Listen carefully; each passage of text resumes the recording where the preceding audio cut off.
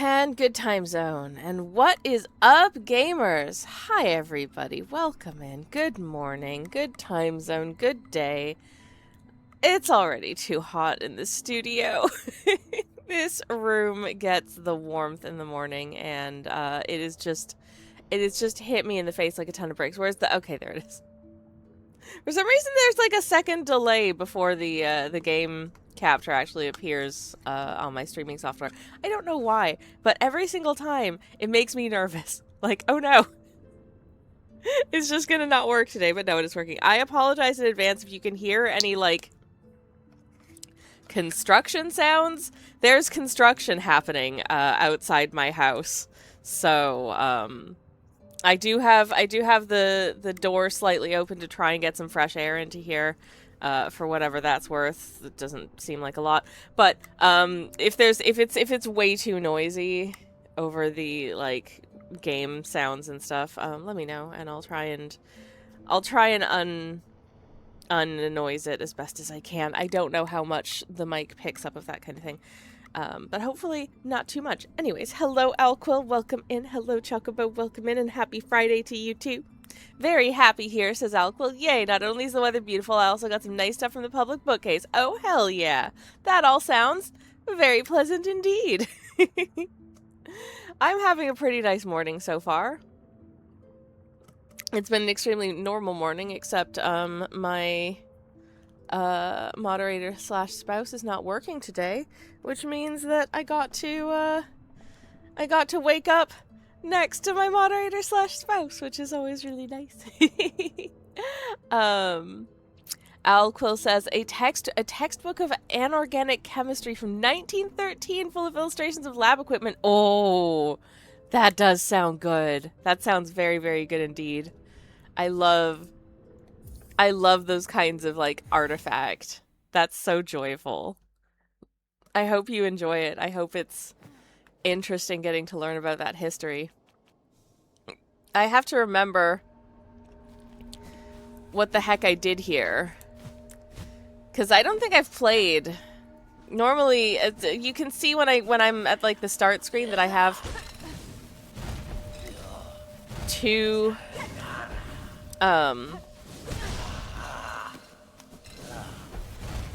yeah. I have two saves normally. Sorry, I'm already in, like, I gotta concentrate on what I'm doing mode. Oh, no, I'm leaving. I'm about to die. I have a practice save where I practice whatever stage I'm at in the game if I can. Off stream. A, so I have an opportunity to play Silksong when I'm not streaming on Friday mornings, and B, so hopefully it doesn't take like 12 streams to get through like one section of the game. But I haven't had a chance to do it in the last week, I don't think. So, do I have any clue what I'm doing at this point? Do I remember? I don't know.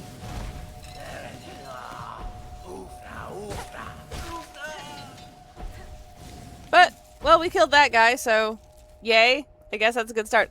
We are in, for anyone who missed last time. Last time we found the Wisp Thicket, which is where we are right now. And as you can see, it's got guys that, there's a lot of wisps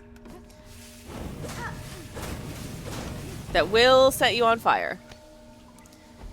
And I don't personally enjoy being set on fire, so I'm going to try to not be set on fire as best as I can. That's the goal here, I guess. It's a fun area. It's a fun area, but I remain challenged by it. Like that? Ow. Ow. Not cool. Did I swim away just so I could, drop a little heal? Yes, of course I did.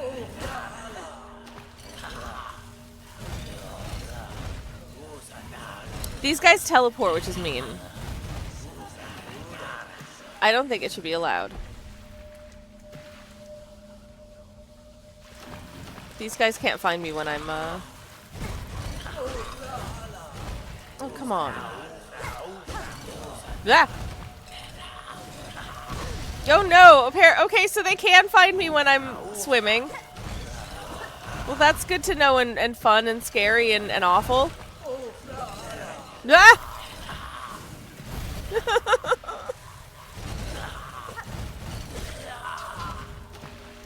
So anyways, yeah, scared?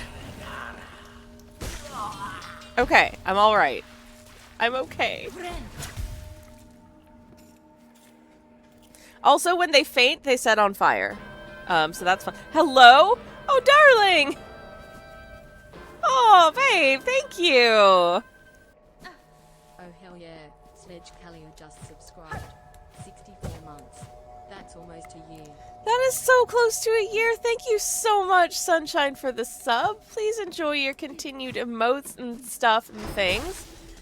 I very much appreciate it. Thank you so much for the sub. Oh my god, I just noticed something's missing. No wonder this stream is just an abject failure so far. I just realized that something is missing.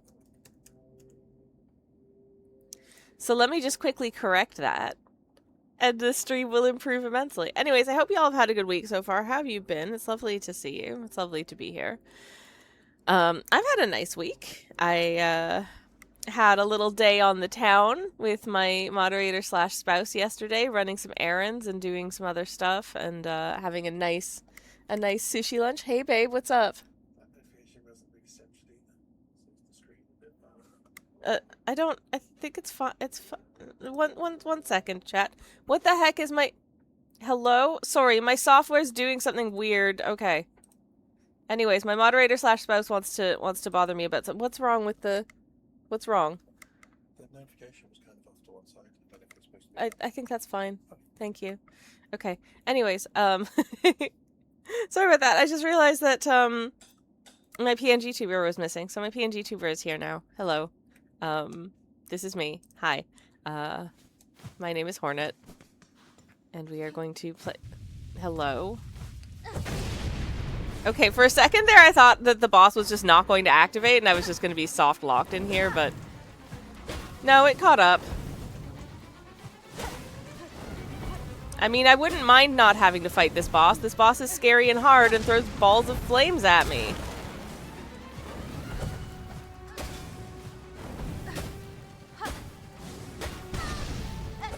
And sometimes I get hit by the balls of flames and I don't enjoy that. Ah, shoot, I missed. No. Just too many flame. Too many flame. Okay, no. No. Okay, heal. Bren.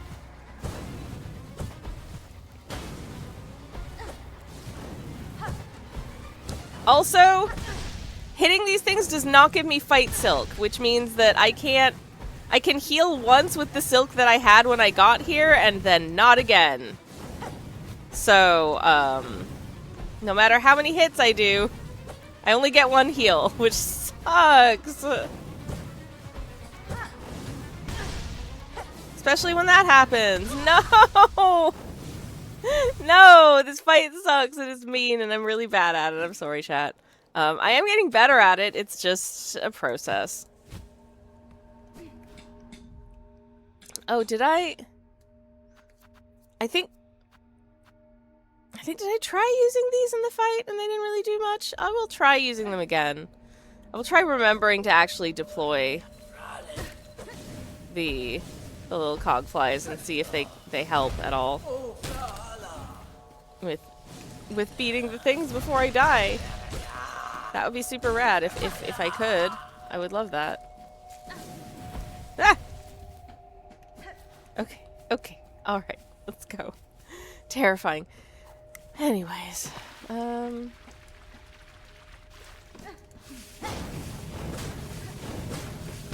no. Okay. I'm starting over.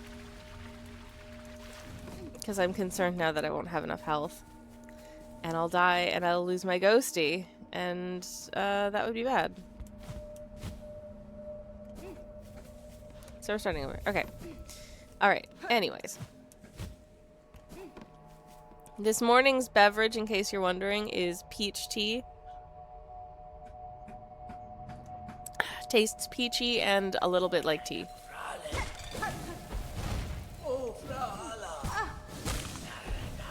I do like a peach tea situation. Oh, come on.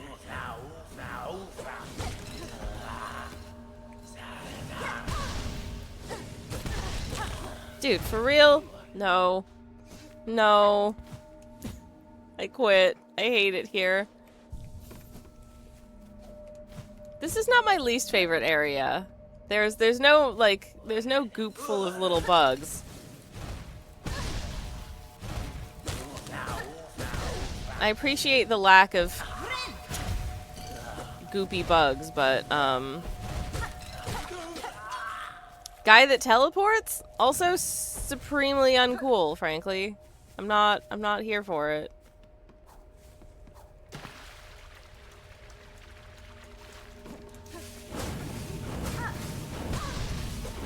Oh, beans.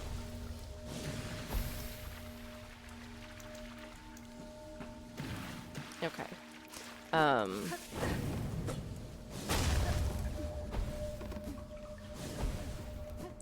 Okie dokie.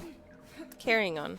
Twitch froze on me and I missed everything until now, says Alcool. Oh no, I'm so sorry! Twitch, what are you doing?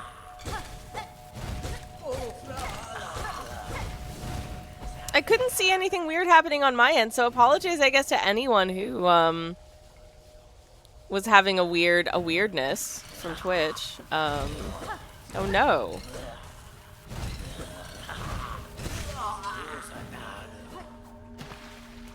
Imagine being able to teleport. I think last time, on stream, I'd said that, like, it'd be real cool if our character could teleport, but I also recognize that, like, the mechanic of having the player character teleport is probably a lot more complicated than having the, than having an enemy teleport. Therefore,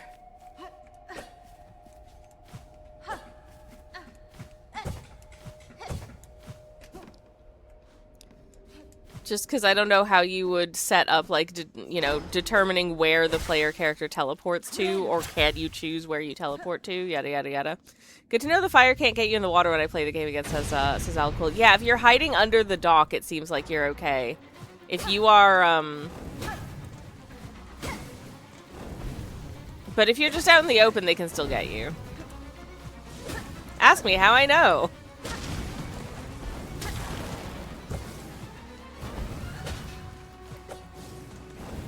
Nope.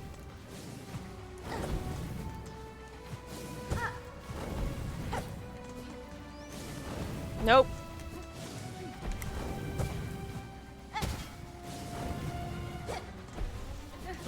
Okay. You know what? Maybe that's enough. Maybe that's enough balls of flame. Maybe we've done enough of those. Maybe you could stop doing that for a bit. That would be cool. Have you considered not releasing endless fireballs? Just a thought. Ah, jeez. Okay. Oh, no.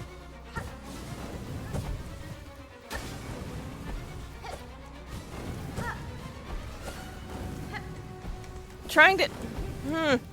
Having to concentrate on pogoing and not getting set on fire is... too many things for my tiny brain, as you can see. Ah! As you can see, it's too many things. I feel like until the bit where I died, it was going okay.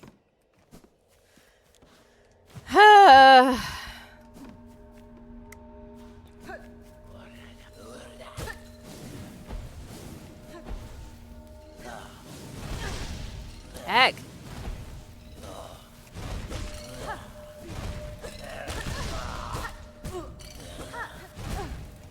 Teleportation is for meanies as far as I'm concerned. I don't think it's very nice.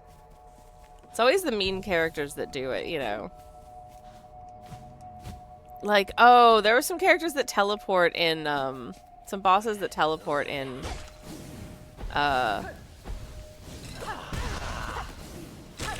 in Hollow Knight that vexed me. Oh, like the guys in the Soul Sanctum. They were so annoying. Oh well. It's fine.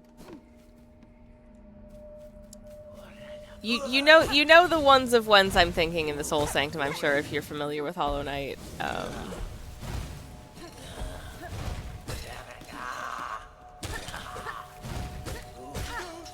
Quit it. Not cool. Okay.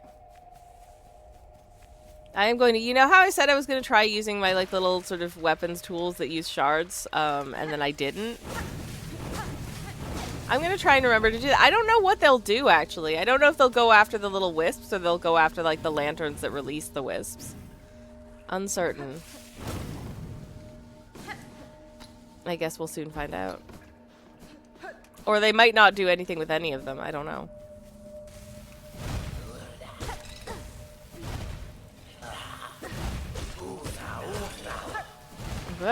Nope. But yeah, if you just hide under this dock, eventually they'll just get confused and disappear.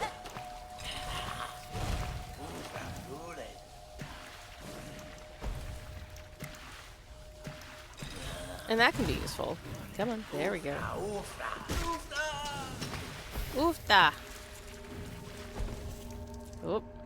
Don't get set on fire. Don't get set on fire. Nope. Bah. Okay, alright. And don't get set on fire by those guys. Pro tip. Anyways, we're trying again. After this, we've got a couple of... Assuming that I'm actually able to finish this fight, we've got a couple of quests. We've got a bunch of fleas we've got to relocate. And, yeah. You don't say.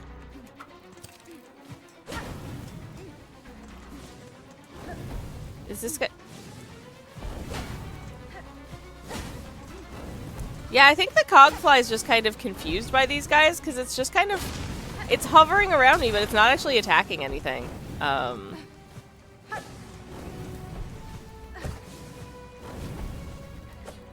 I'm glad I spent shards on that. Oh well, I'll get the shards back. It was worth testing out, I think.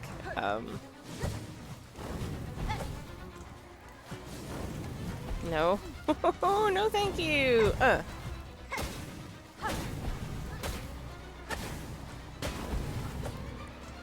Damn, that was a good run.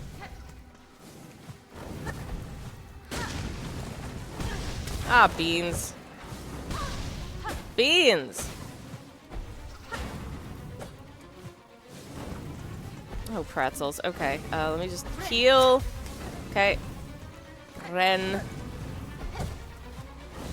Nope. No. No! I said no! Were you not listening?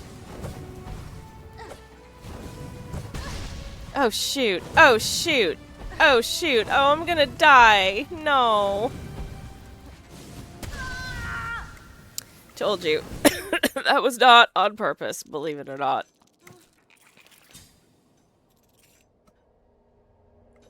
Sometimes I do worry that, like,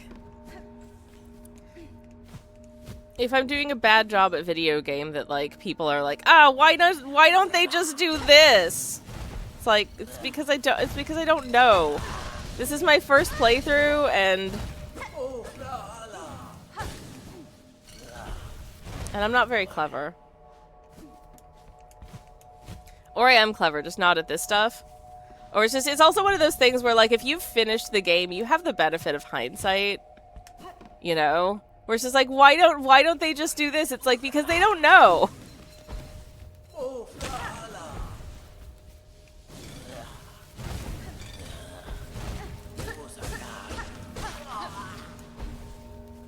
I've had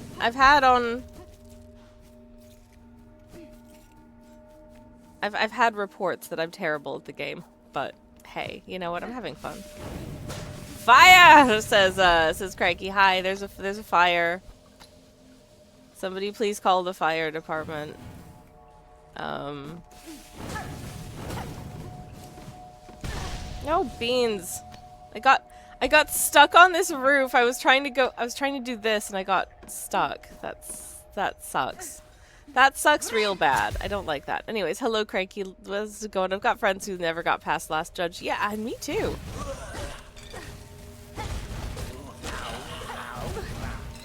That seems to be the point you got stuck on and decided to just not play it for quite a few people.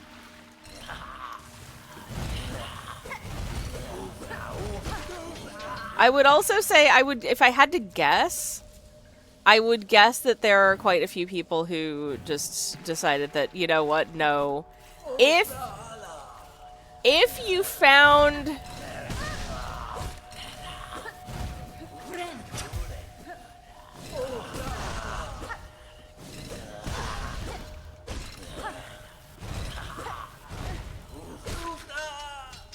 If you found Grohl, but,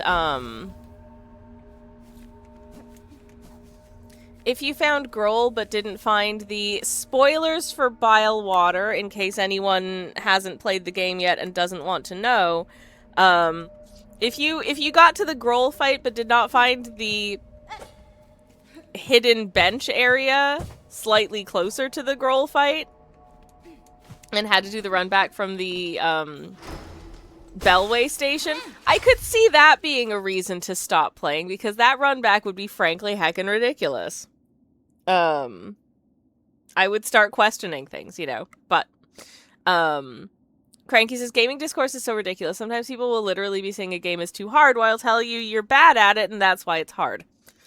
Yeah, it's like, y'all.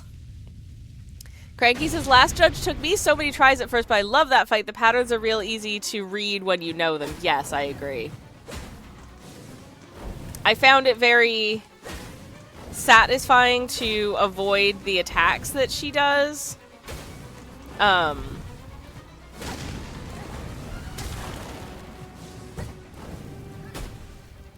Very satisfying. But I also concede that it was very difficult. I know some people found the run back for that one annoying. I didn't find it that bad.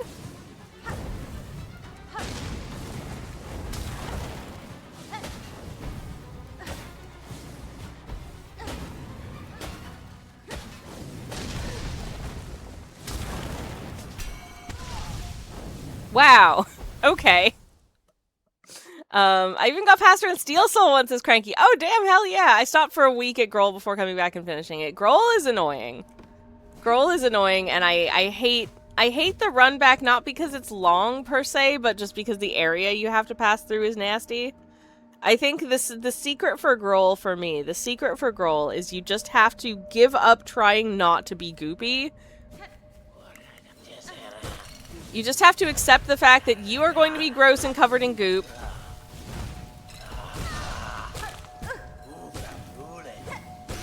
And once you accept that you are going to be gross and covered in goop, it gets much easier to do that fight, actually. Embrace the goop, says Cranky. Yes, exactly, yes. Because you can do a lot better at avoiding Grohl's attacks when you are just, like, floating in the goop under him and then get attacks in while you can. I also wholeheartedly recommend using, like, the poison-tipped, like, ranged attacks that you've got, like the darts and stuff, for that fight. And just kind of let them do the heavy lifting rather than having to actually hit with your sword every time. Oh, makes life so much easier. Still a hard fight. Still a hard fight. Don't get me wrong. But there is a strat for it. If there is a strat for the Wisp Flaming Daddy, I don't know it yet. But I wanna bench again. That was bad. Anyways, I think I heavily relied on tools and poison for Grohl. Yes. Exactly. I think honestly that's the strat. I recognize this area, says Dark. Yeah, we're back here again. How's it going? It's lovely to see you. Welcome in, Dark. Hello, hello. We're having an interesting time. No. No. I hate that these guys teleport. I think it's really rude.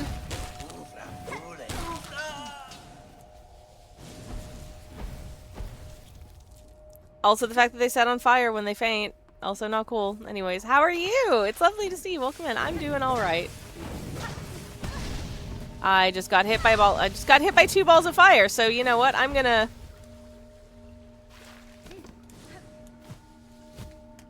I'm just gonna leave. I'm just gonna leave because that one really bad. Anyways. I know this one too, says Cranky, but I can't place its location on the map in my head. Couldn't find my way back if I wanted to. I can give you context if you want. I can show you. I can pull up my map. So, beneath me is Greymoor, and above me is Underworks. I hope that helps. I could pull up the map, the completed map, but I don't know if that would be too spoily for you if you wanted to rediscover it on your own. Which you maybe don't, I don't know.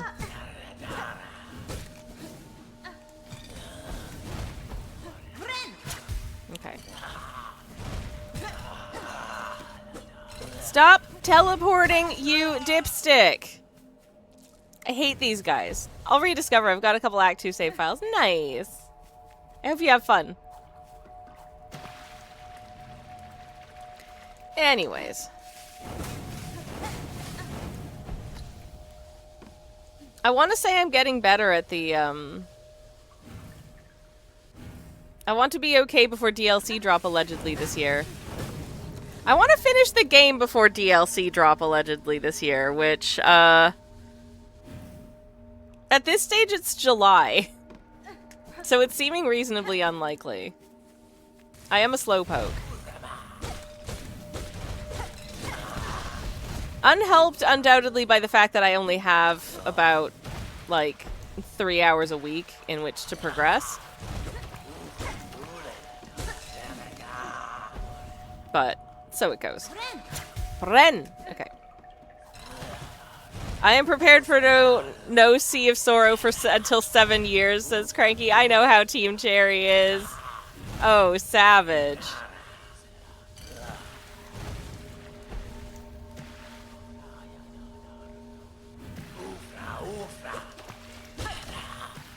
Okay. No, no, no, no. Where are you?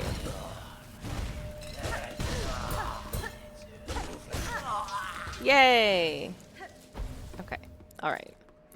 I think it fell in the water when it fainted. I love when that happens. Where are you? I know there's another one of you. There you are. Okay. That was it? Damn. Okay. Alright. That's cool. I'm cool with that. That's right. Brutal takedown of indie game darlings who are probably real darn wealthy now. I hope they're thriving. Rex says this is what you get when you're not beholden to stakeholders and also don't really need to think about how you'll pay your bills for the next 40 years. A beautiful game that takes forever. Oh man, I wish I didn't have to think. Imagine the stuff that I would be able to very slowly but actually get done if I didn't have to think about paying my bills instead of not completing anything because I'm busy thinking about paying my bills. This is always my complaint, is that, like, I've got all these projects that I'd like to complete, and I'm never able to complete them because I have bill-paying things to think about. Which means I can never progress my projects because I'm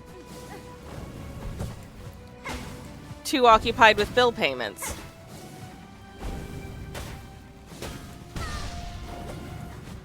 Shoot. Beans! No!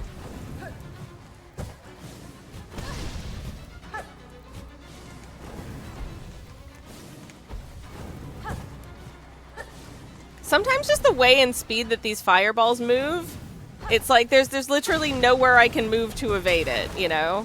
Very annoying. Deeply uncool. It's like, well, I'm just gonna get hit by this because I have no idea how to get out of the way of it. Especially annoying when I'm on my last health. Like, for real, for real. Anyways, pausing chat for a second because my nose is itchy. Ah! Anyways. They aren't even beholden to signing their own paychecks. It's not fair. Craigie says, I'll be really excited to see what they do beyond Hollow Knight franchise at some point. I love these games, but it's good for people to be creative and try new things. I agree.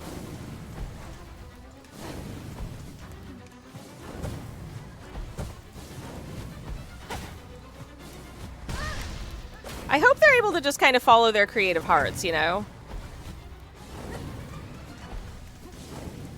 Because, like, fan bases can be terrifying.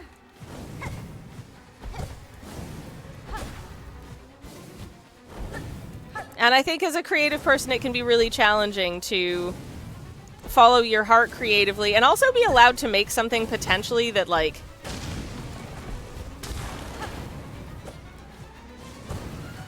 that is maybe more niche, that maybe less people like, that maybe isn't as good. No! This is something that always scares me about, like, when you're a successful creative person, it kind of feels like you're not allowed to make things that aren't good. By which I mean, like, when you do something that lots and lots and lots of people really love, and then you make something that is not as good and people don't consider as good, people are going to be really disappointed, and you'll probably get a lot of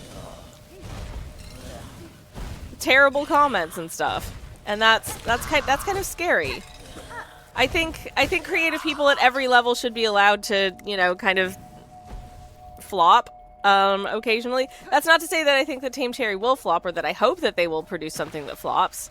But, like, it happens, you know? Sometimes, like, say, like, a filmmaker makes a movie that's really, really good, and then they make another movie that's just kind of okay.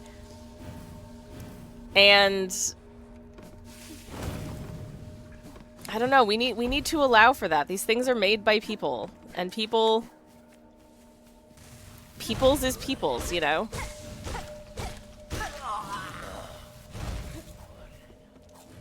Yay! That was easy. I love it, it's just that easy.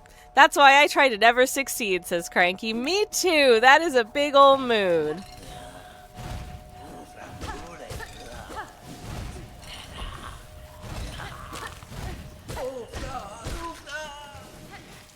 Okay. Done all the oofs. Waits patiently for Haunted Chocolatier. Oh man, what year was that announced in? That was announced some years ago. Some years ago. I will be really interested to play that when it eventually releases. But I'm also aware of the fact that it's being made by a guy. And that's a lot of work for one person to do. October 21st, says Dark. Okay. Okay. I hope that that is true. Really? Wow. That's exciting. Hell yeah. Cranky says, actually, I'm really excited to get into some creative projects again and maybe get some stuff done. I love that for you. I'm very excited about that for you. Dash it all. Okay. Okay, Fire Daddy. There we go.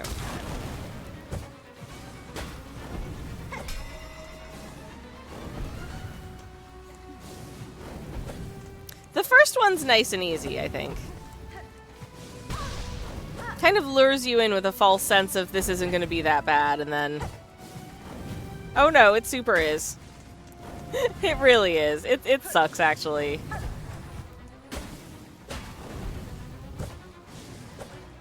Ah, shoot. No. Heck!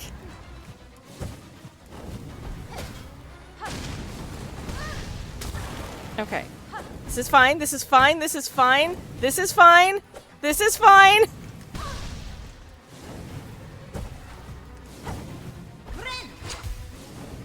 This is fine. Everything's fine. It's okay. No, what? No!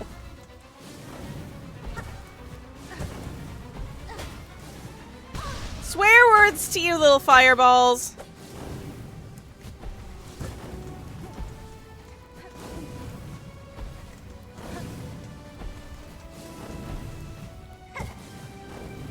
Big swears. Oh, jeez. No, no, no, no, no, no, no, no, no. Heck. No! Heck. Anyways, last blog post was June 25th. He says he's still working. Well, according Dark says, according to my incredibly brief Google search that involved me fully trusting the top results, since which there have been at least 3 updates to Stardew, as I recall. Oh, jeez. Yup. Well, that was the thing that kind of confused me about this new game being announced and like a trailer coming out for this new game, and then he's still releasing updates for like the old game. It's like, how do you have time to work on the new game if you are still working on the old game?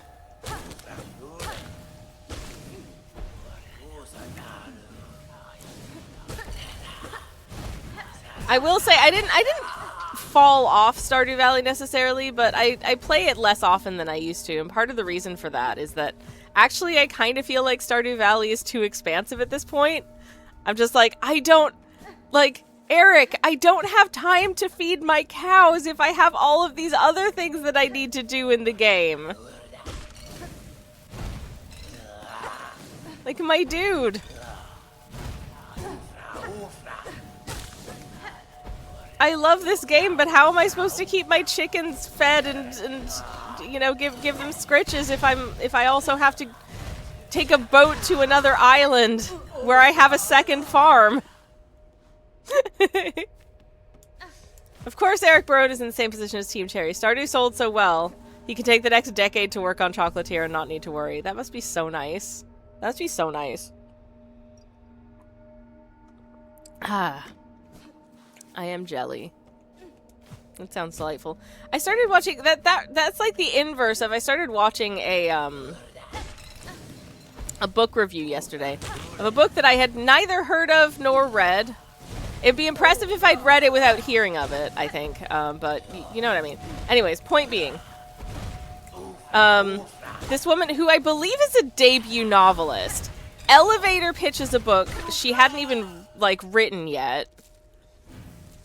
And it is so enthusiastically met with enthusiasm that it's already optioned for a movie before the book's even been written, which is insane behavior. But it's so, like, specifically, like, contemporary and topical that she effectively had 3 months to write to then go write the book. And apparently it reads like something that it took her 3 months to write, so oh no. Anyways, I hope we all win that lottery, says Cranky. Yeah, me too. I really do think that's one of the things that, like, you know, when people say, like, oh, you know, specifically when wealthy people say that, like, oh, money can't buy happiness, I'm like, no, absolutely. Like, money does not solve the fact that, you know, like, you know, you have a hard time making friends, or maybe your mental health isn't great, or whatever it is. Like, it doesn't automatically solve those things just in and of itself, but it does allow you things that do improve quality of life, like time, and not being exhausted by having to worry about whether or not you're going to be able to pay your bills, for instance. That is stressful, and stress makes your life worse. Stress makes it harder to be creative, I think. You know.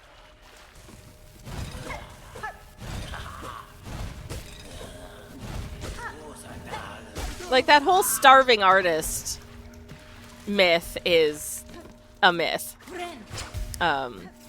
Money buys stability, though, that can lead to happiness. Exactly. Exactly! It can buy you things and services that make it easier to be content. Like, not worrying about whether or not you're going to be able to feed yourself, or, you know, take your pet to the doctor, or, you know, take time away from your job if you get sick, that kind of thing. So when people say money can't buy happiness, I'm just like,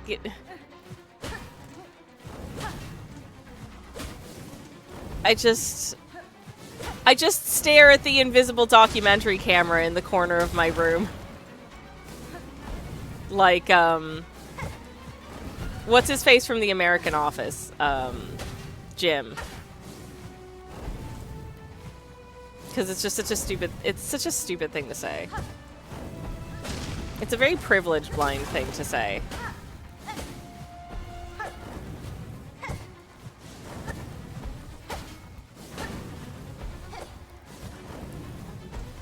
Like, you know what would make me happy? A gluten-free donut. You know what a gluten-free donut, what I need in order to acquire a gluten-free donut? Between 3 and 5 pounds. So, you know. Or at the very least, however much it costs to buy the raw ingredients, I would need to make, like, donut dough and then make them myself. But yeah. Cranky says there's definitely an inverse correlation with happiness at a certain amount, though. I think there's a certain point at which all of your needs are met and it just becomes kind of like an insane abstract, and I think that way lies problems as well. But unchecked privilege, that kind of thing, bit of a problem. But yeah. Rex says, "Hi, Rex. Hello. I think Concerned Ape's actual plan is to try and lower hype and expectations for Haunted Chocolatier however he can. Since as it currently stands, people expect it to be bigger and better than Stardew currently is on Haunted Chocolatier's launch." Aw, jeez.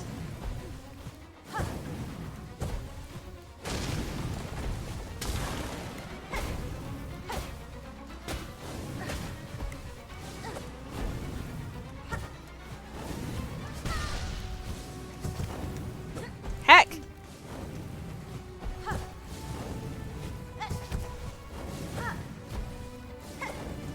Beans! No! Ah, shoot! Cranky says, show me a single billionaire who isn't miserable and screaming online. I bet if they were just like 800,000 to 1 millionaires, they'd be way more chill. Oh, 100% they would be, for sure. It warps your mind. I think the like physics of scale at that point is, again, it's so abstract that I think it,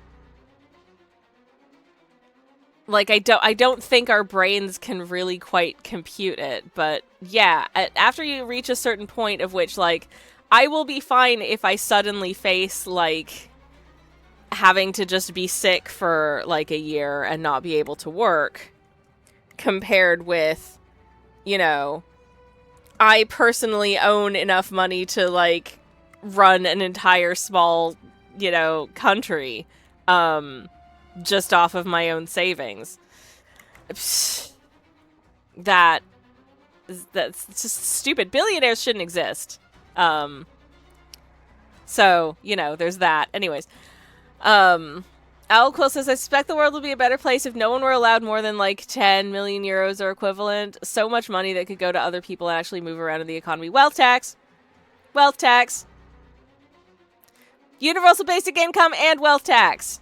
Make it happen. Cranky said, I think that's a solid number and would be a much happier capitalism than what we have. What we have is just, like, unchecked craziness. It's bad. Rex says, he has directly said he sees that as the expectation. This is Concerned Ape, I think.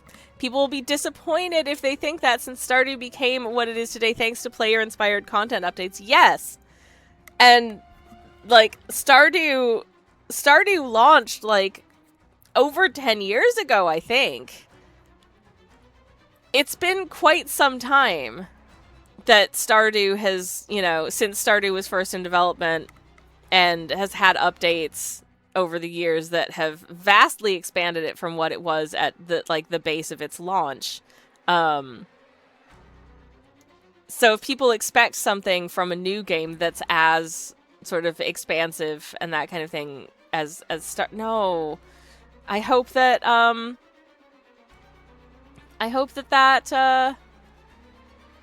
people are chill. I hope people are chill. Anyways. Chuck him in the grist mill. Keep society's lantern lit, says Cranky.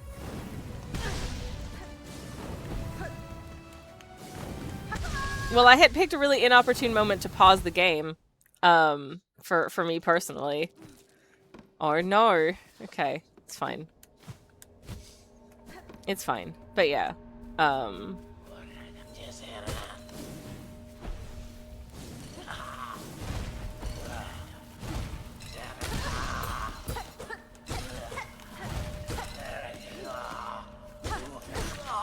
Anyways, on that note, I updated my shop.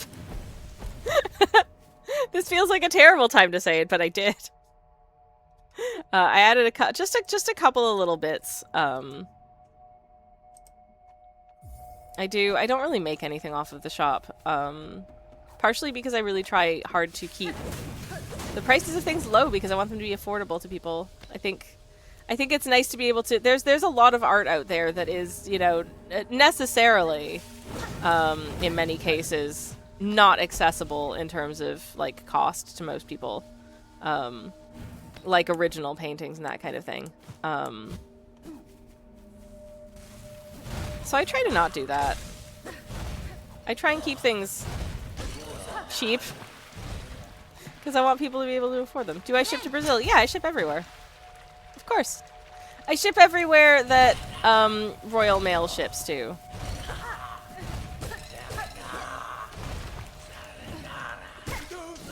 So if you think you live in a place where there may be some doubt cast on whether or not, like, the UK would ship to you,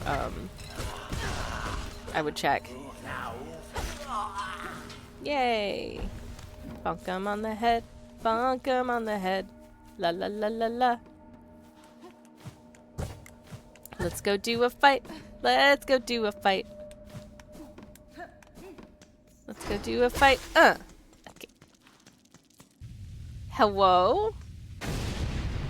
Hi, Dad. I mean, if the boss is called Father of the Flame, then I'm gonna call it Dad.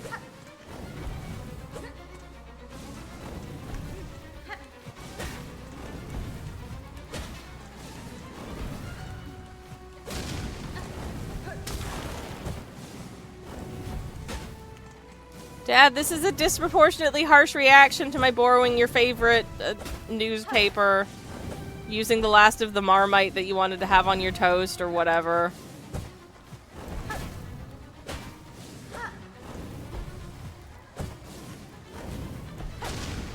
Spilling my Americano on your grill master apron. This seems like a dad who would be a serious grill master, you know?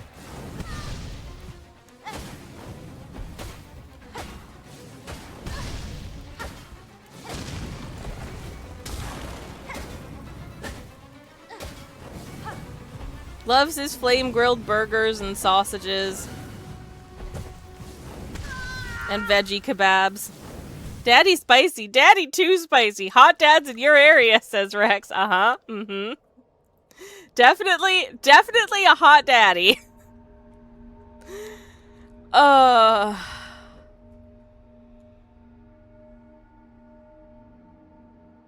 cool. Says Hornet is red and cone-shaped equals flame. Does that mean we're fighting fire with fire?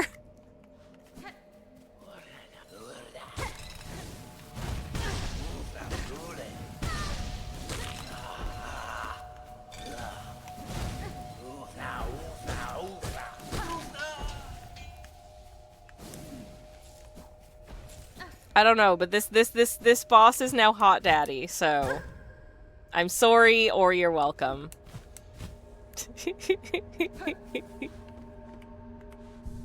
Marmite, but Pa won't, says Cranky. Oh my god. Almost, but doesn't quite work in my accent, but I like it.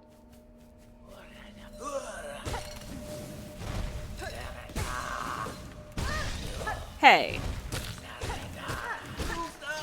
Rude. Ren. Cool. Whoop. Rex says back when Hera dated him, he was boyfriend of the flame.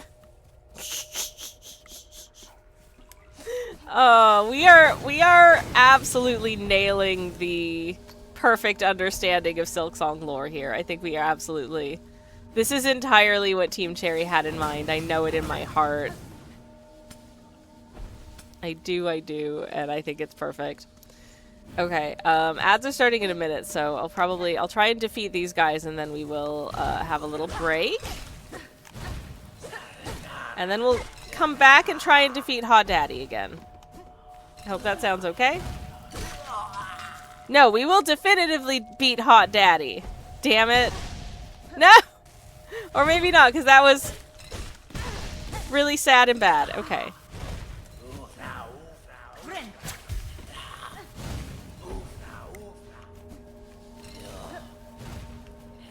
Where?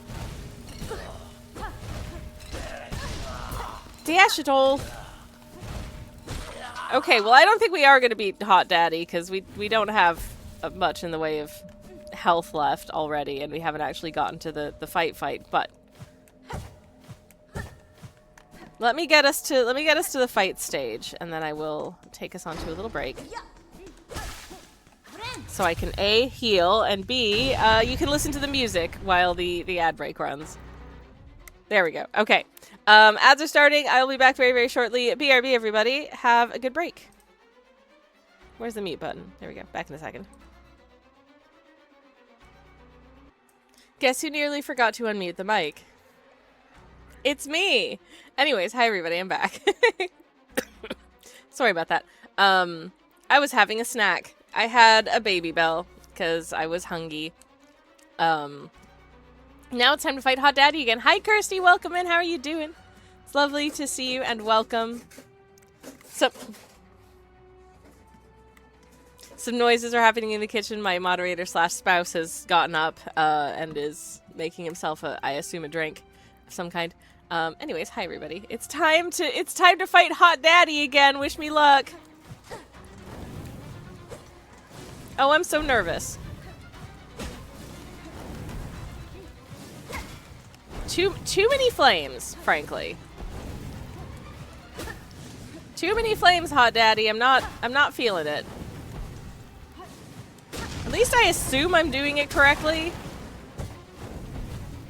But I don't know. This might not be the optimal strategy for the Hot Daddy fight.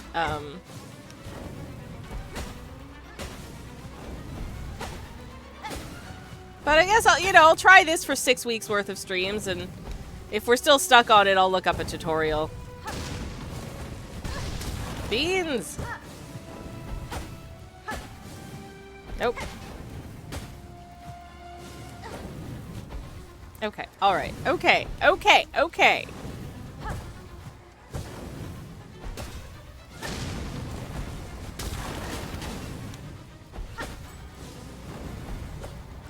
Oh, shoot. No. Nope. That was unuseful. Oh, beans. No. No! Nope. Okay, sorry. Anyways, how's everyone doing? How are your breaks? I hope they were good. I'm currently trying not to die. And you can just about see how that's going, I guess. I'm okay. How are you, Sis Kirsty? Well, I'm dead, but otherwise fine. Thank you. It's lovely to see you. Welcome in. We're in the Wisp Thicket and we're fighting Hot Daddy. Wish me luck. Craig, he says, I have one small piece of advice you might have already thought of but didn't like. If you want a tip pre-tutorial. I think I'm good for now. I might have just also not liked it. I got coffee. Ooh! Coffee flavored stroopwafel for breakfast. That is so fancy. I do like a stroopwafel. They are delicious. I love that for you.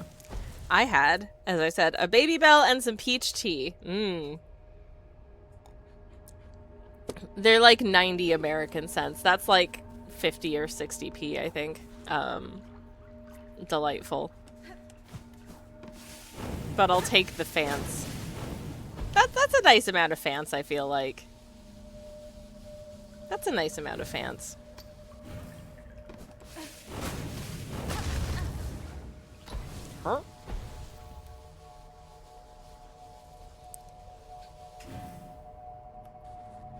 And that's for and that's for oh wow, okay, so that's like 10 euro cents each. Oh damn, that is an excellent price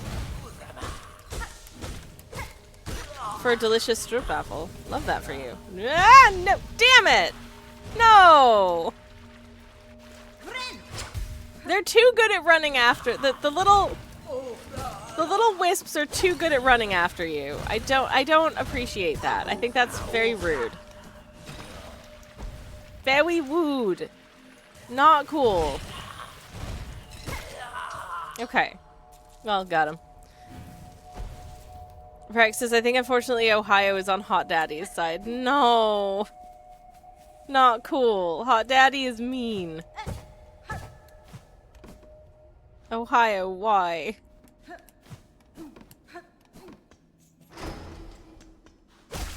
Plop. Okay. Hey!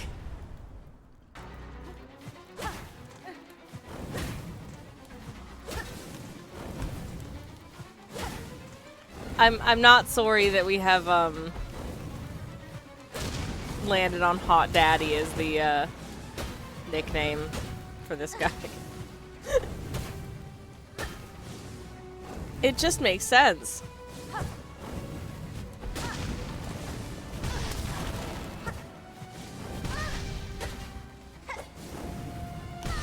Don't come on! Bren!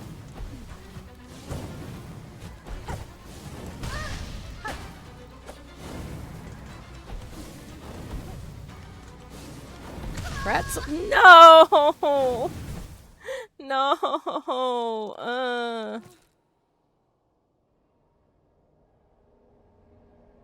Well, never mind. Now I'm sad. No, it's fine. But, the good news is my Baby Bell was delicious. So I think they've calmed down for now, but I do apologize if there were any, like, construction noises earlier, on stream. They're doing some kind of work on the surrounding buildings.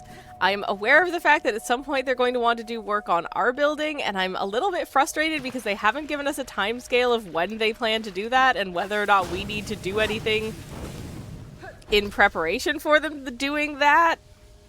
Because I'm gonna need advance notice if, like, I need to be at home while they're working on our building. Or if, you know, like, there's anything that, if they need, like, access to the inside of our house to do the work, like...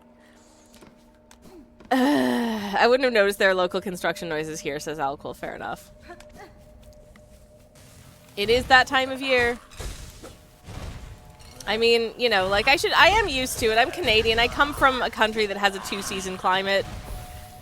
Our 2 seasons are winter and construction. So, you know, used to it. But yeah. Damn it! I'm so glad I healed! I am so glad I healed right now. Oh boy.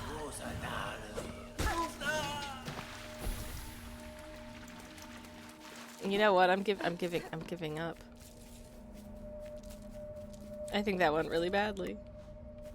So I'm just gonna start over. It's fine. Don't worry about it.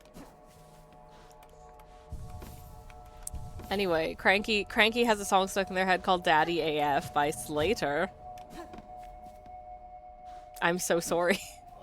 Though apparently it's a bop. So you're welcome then. In that case, you're welcome.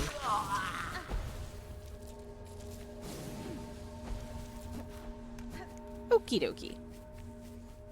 Continuing on.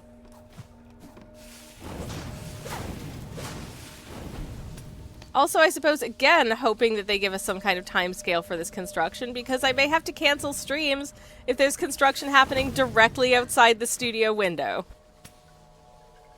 But again, I don't know.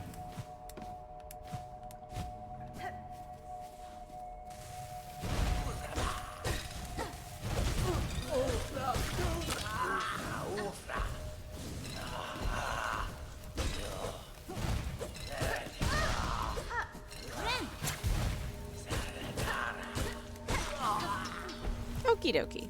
That'll do. That'll do, I think. We're good. Let's go.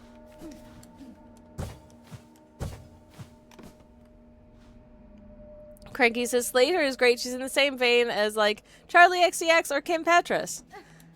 Those are definitely names of artists I am deeply unfamiliar with. Not, you know, like... I just somehow don't know things about popular music. It's not on purpose. It sounds like a fun time.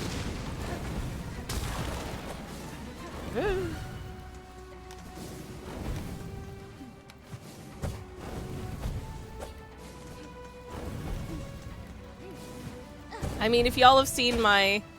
There was a meme going around that was like this post and I will make a recommendation out of songs that I like for every like that this post receives. I haven't finished because I didn't want to spam my feed. So I'm like slowly trickling out musical recommendations.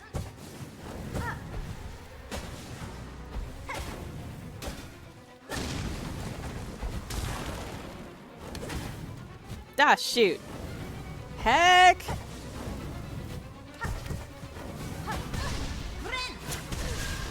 Oh, you are kidding. Surely you jest. No! That's the first time I managed to break that one! No! Boo earns! Anyways.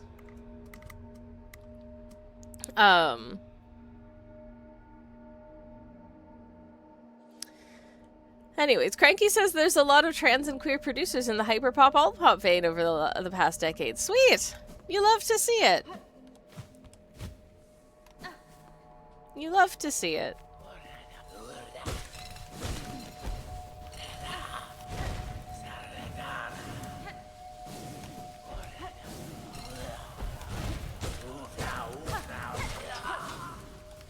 I think I just generally don't choose pop.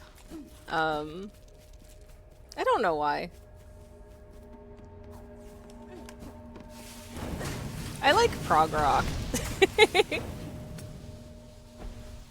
don't know what that says about me. I don't know if it says anything good.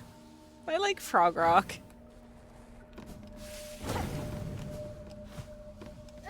I like music that makes me think about maths. No, I don't just...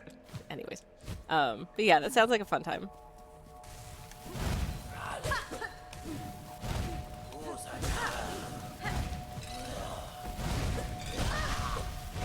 Come on, man. Ah!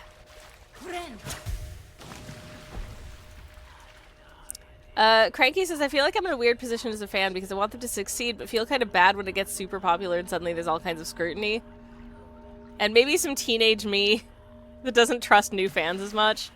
I know it's like the classical, like, hipster position, but like, I have been in a position of liking things before they gain mainstream success, and then they gain mainstream success, and I genuinely think that their output gets worse.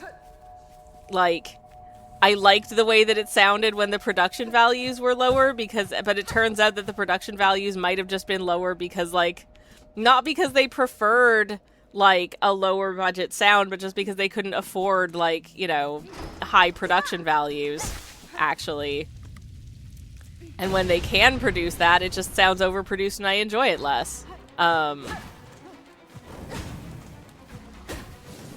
really interesting, I think. Like, when it turns out that the thing that you liked the most was the thing that they maybe felt was hampered by budget limitations, you know? Like, but I liked it better. So if I ever say that, like, I liked something before it was cool,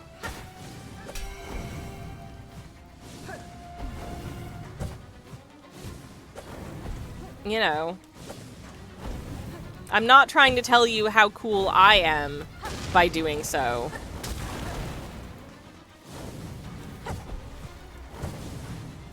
I just sincerely preferred that version of it.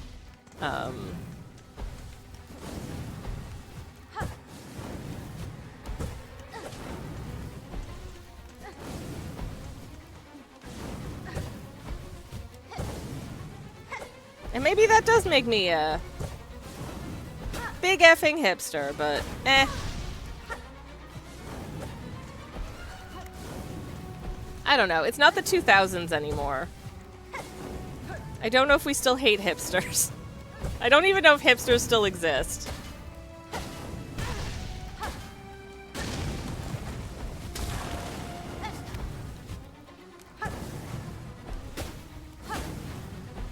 The people who were hipsters 20 years ago are too middle-aged to be cool now. But yeah, I don't know. There is a certain extent to, yeah, sometimes you can be kind of... This is something that concerns me if I ever manage to create something at this point that ends up being really popular and well-liked again, is that I feel this way sometimes when I produce like a piece of art that gets more likes than than like other pieces of art that I've done, that I get really worried that like, when I go and do something else different after this, people aren't going to like it as much. They'll be like, why aren't you doing this thing that we liked? Blah, blah, blah. There is that thing when you have one thing that sort of like meteorically takes off. It's like, how do you follow up on that when people want more of the thing that you did that was really popular, right? Anything else that you do, they might be disappointed by. And that feels bad to you as a person, because then you feel like rejection. But also, like, you don't want to just start churning out more of the same one thing that people liked, because that's not necessarily sincere to what you want to do. It sucks. Thinking about, like, you know, any band that had, like music band that had, like, one really big hit take off, that was not really in line with any of the other music that they'd done previously. It's like, okay, do they go back to doing more of the traditional folk music, or do they try and lean into this one sort of like song where they were like, you know, let's just do a pop punk song for giggles, but didn't actually expect anyone to like it, and then it's their most popular song, and they're like, are we a pop punk band now? Oh no. Anyways, but, yeah, let me catch up with chat.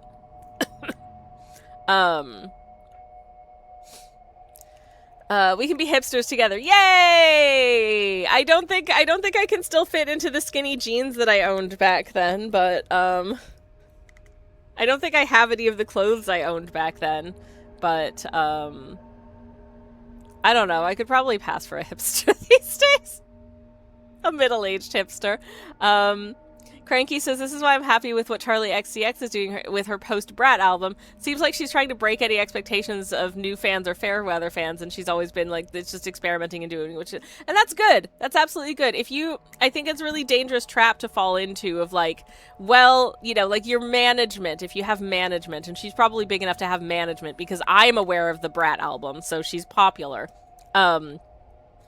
Your management is going to want to say, you know, this was really, really popular, this hit, so you should be doing things that are in a similar vein / direction to this.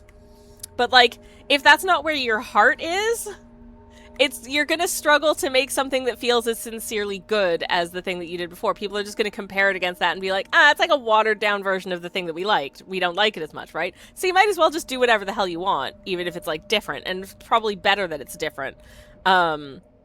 And the people who just like what you do as an artist will probably like the different thing, right? It's like, it's whatever. But, you know, like, I feel like that sometimes as, like, a tiny little, teeny tiny baby artist who has a shop where you can buy stickers and stuff, is just sort of like, okay, this one thing sold really, really well. I should make more of a similar theme to this thing. And that will do really, really well. But is that what I want to make? Not really. And I don't necessarily want to become known for my niche as this one type of thing. because I'll get sick of it and I'll start to resent it instead of enjoying it, and then I'll make even worse art because I'm making art from a place of like annoyance and resentment and obligation as opposed to doing things that are actually, you know, speak to my heart. It's just anyways. Cranky says, how are we supposed to talk about a thing we love without mentioning how long we've loved it and what we loved? Yeah, exactly. You know, it's an impossible puzzle.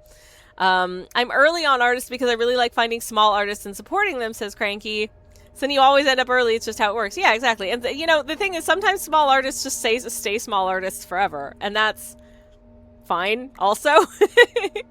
I like them before they are cool because they are still not cool. But I think they should be, but not too cool that their albums get overproduced and be less good. But cool enough that they can pay their mortgage. Okay, thanks. Anyways, Rex says, that's the arc, though. Child, emo, adult, child again, hipster, contemporist, boomer. Oh, no, I don't want to ever be a boomer. No, you don't have to. And after boomer is boner, says Cranky. And then they elaborate as in bones in the ground. I mean, anyways, enjoy that boner joke. Have a nice lurk, Cranky. Thank you for the boner joke. Remember, this is an adult stream for grown-ups.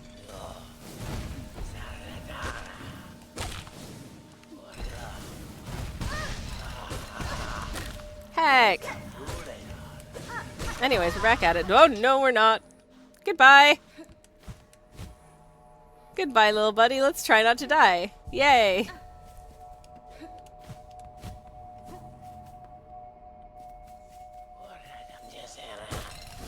If I was feeling really impatient, I would probably attempt to just, like, run past these guys instead of, like, fighting them, but, I also appreciate the monies.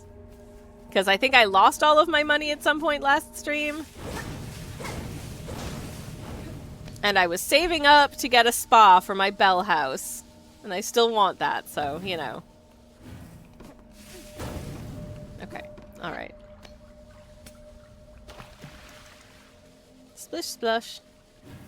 Okay, it's gone. Cool. Let's go. Whee!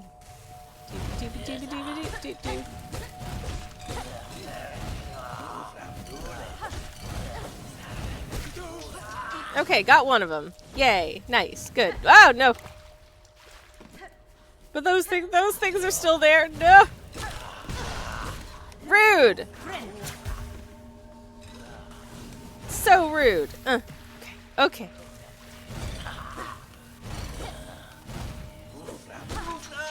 Come on, man.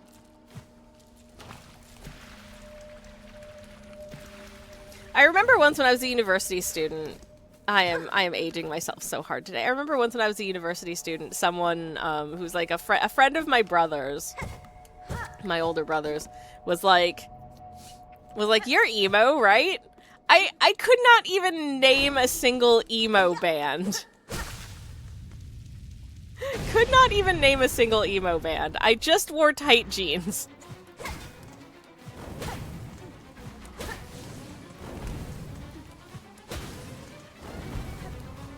So that was embarrassing.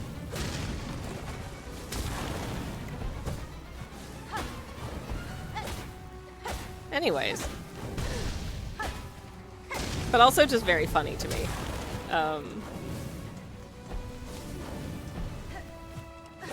Like, no. No, I just wear tight jeans.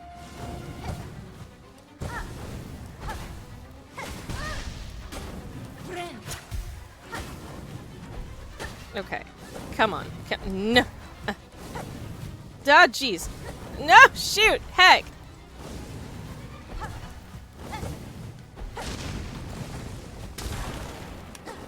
Oh, shoot. No, I missed it. No. No.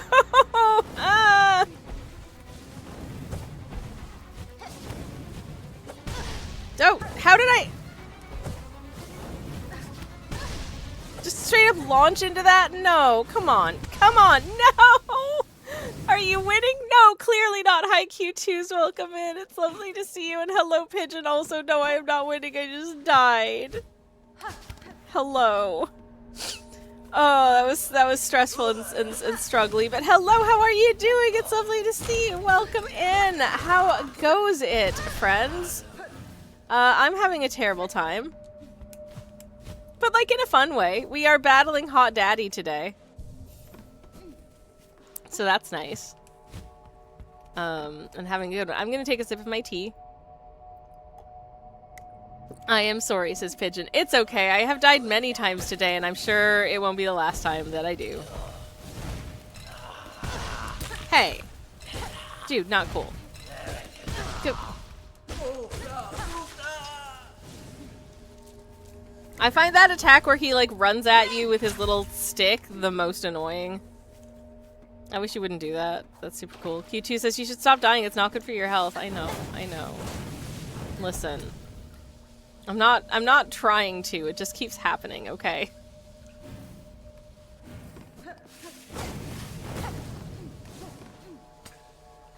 Alright. Moving on. La la la la.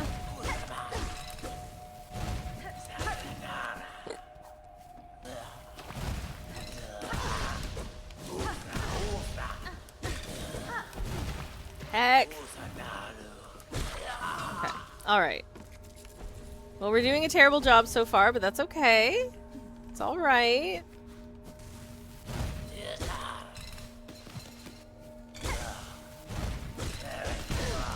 Doing a terrible job so far. Aw, jeez.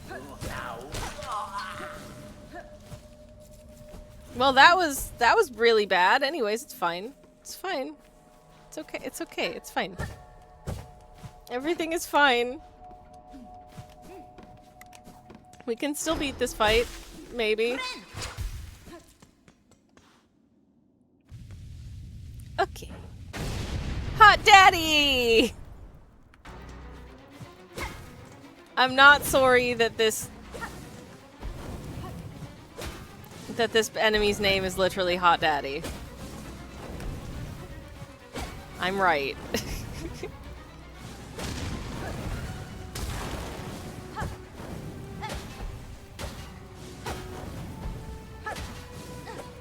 I have to imagine it's like Hornet is incredibly sweaty in this room.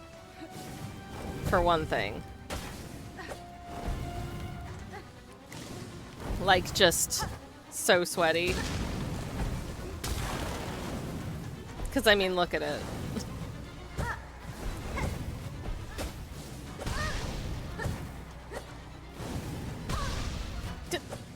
Y'all stop it.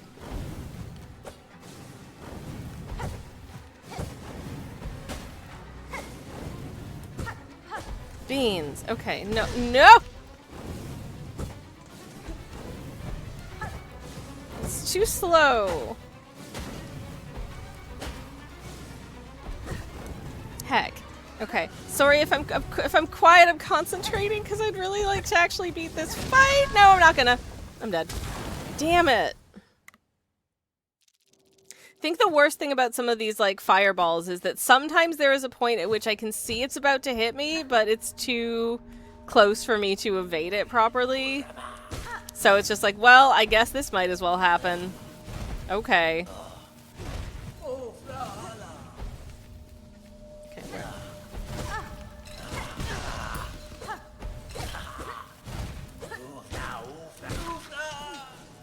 Okay. Nope, not okay. Oh, I think I didn't actually pick up any of that money because I left the room. Shoot. Hi, Freddy. Welcome in. How are you doing? It's lovely to see you. I hope you are well. I am. Despite the fact that I've died many times, I'm doing fine. I'm having a nice early afternoon. I see it's just gone noonish. Okay.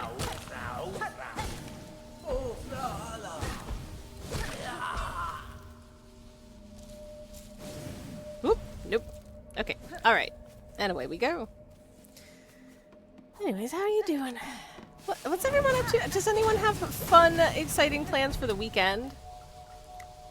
I think my plans for the weekend are effectively relax. I've got a commission I'm working on that's nice.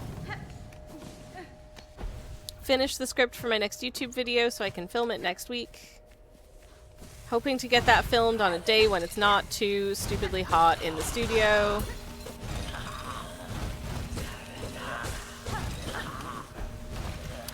Ugh, come on, game. Teleporting away is mean. My plan is to watch the 72-hour Sammy all weekend stream. What about you, says Q2s? Unfortunately, I'm over 40 and I need sleep, so I will not be watching that.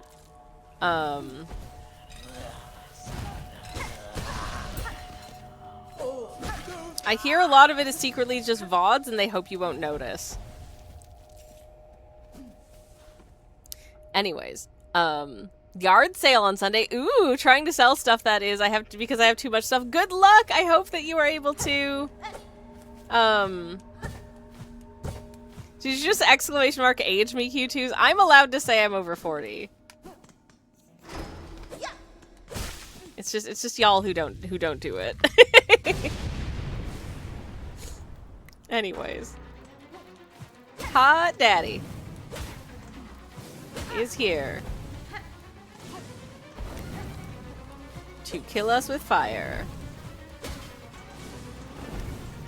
Please don't kill me. I am friend-shaped.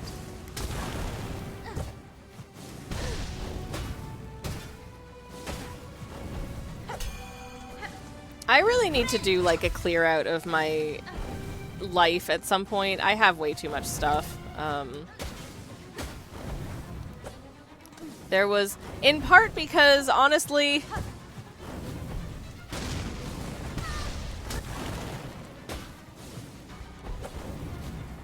I think a lot of it has to do with the fact that the only... During, like, COVID and stuff, when we stopped going out and doing things, the only recourse I had for, like, feeling better about myself was retail therapy. Someone has just followed. Thank you so much. My gatita. Hello, Mai. Thank you so much for the follow. Welcome in. Hello, hello. I hope you're well. And thank you for the follow.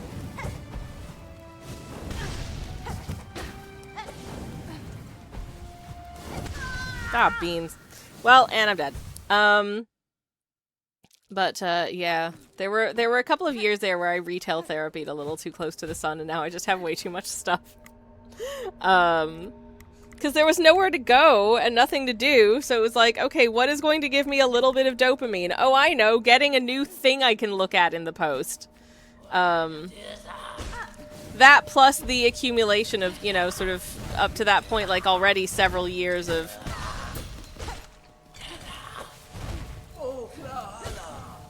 living in this house, living in this country, and having just accumulated a life's worth of stuff here.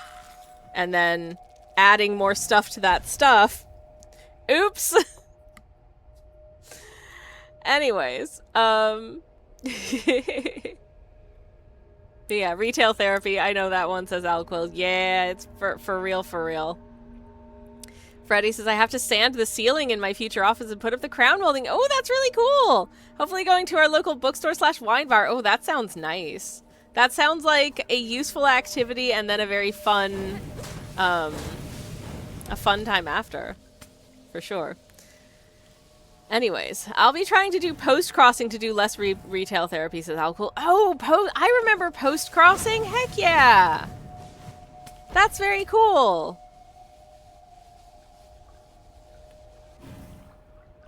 Anyways, Rex wants me to pin the message. Okay, hold. Hi, Final. Welcome in. Oh, this thing is creepy, but I like it kinda. I think it's fun, but also I haven't been able to beat it yet, so, you know, anyways, it's been noted that I don't have the pinned message. I was very tired this morning. Can you believe to learn?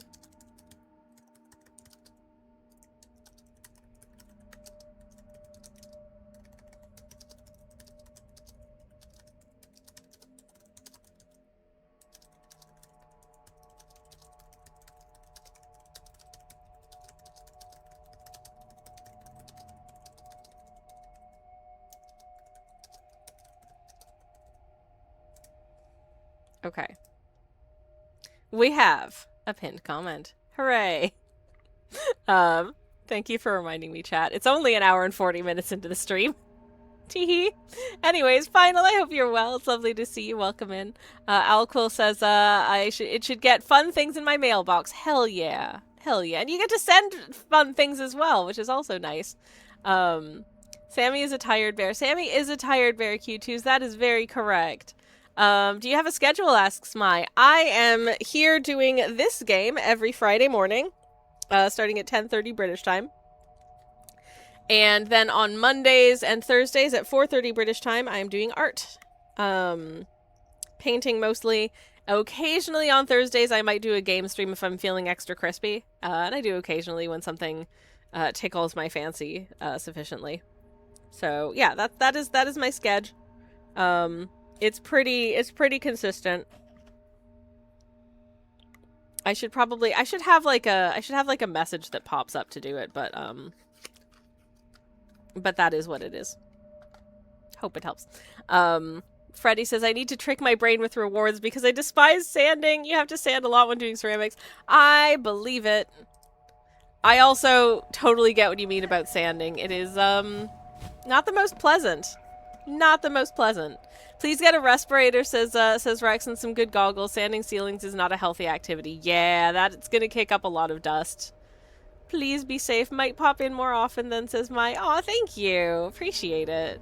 It's nice to see you. Hello, Casa. Welcome in. Hope you're doing okay. Oh, heck. La la la. Okay, I'm just gonna not get set on fire. La la la la la. Oh, okay, maybe I will get set on fire just a little bit, but not on purpose. I hate when they do this thing where they just like teleport to a location, then teleport like just like an extra foot further away from me. It's like, no, just pick a location and stick with it. The pollen is trying to kill me, says Casa. Oh no, I'm so sorry.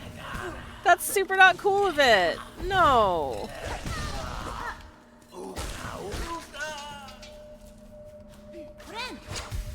Okay. Well, at least I'm still alive.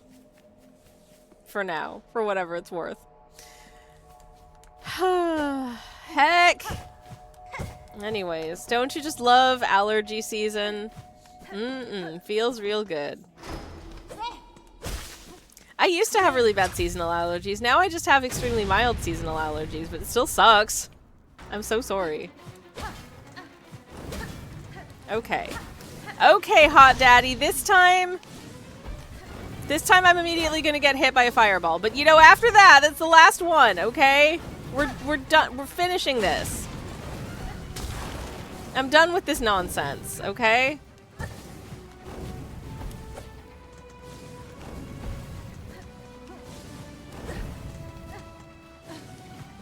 I wish I could just double jump up to that one and just hit it, but it's too tall. So I got a pogo. And apparently I'm doing a terrible job at pogoing. There we go. Heck! No! No, thank you.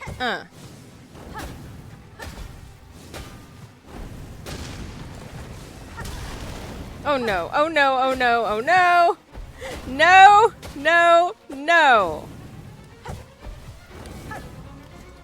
Jeez, no. Too many flame! Too many flame! Too many flame! Too many flame! No, no, no! No, no, no! No, no, no. And also, no.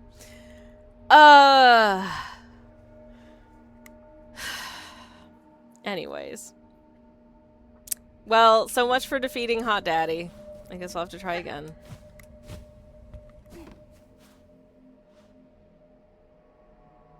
Ugh. Oh no. Much pollen, much cut grass, says Casa, and then Mai says, and then you try and mow it down. All the flies come after you. It's gross. Oh no. Ugh. You know, nature is wonderful and beautiful, and sometimes also it's terrible and the worst. So, yeah. Anyways.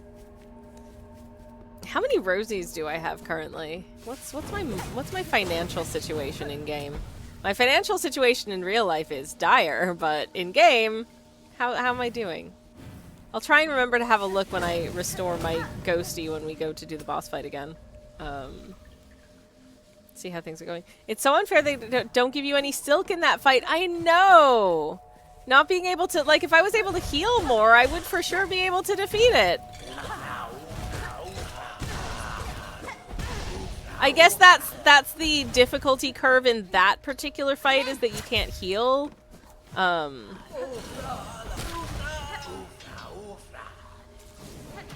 Versus, because to be honest, the actual, like, mechanism isn't that.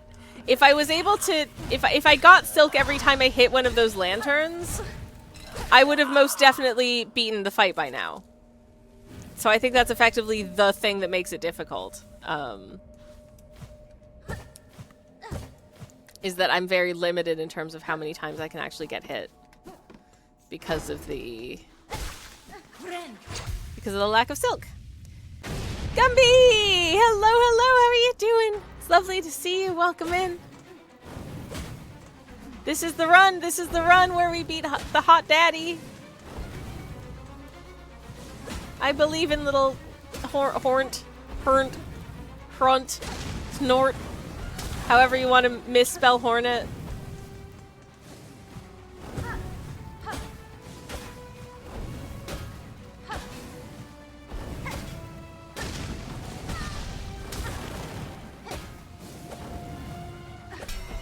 No, are you kidding me? No, that was not cool. No.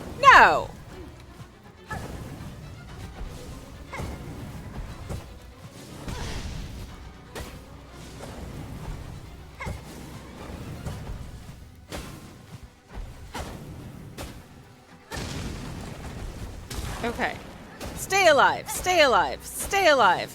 Try not to die. Oh, shoot.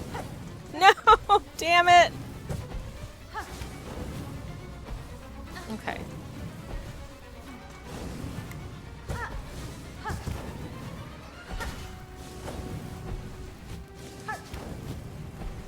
Heck. Okay. Okay, what? Oh, Jesus, what the flip? Yeah. No.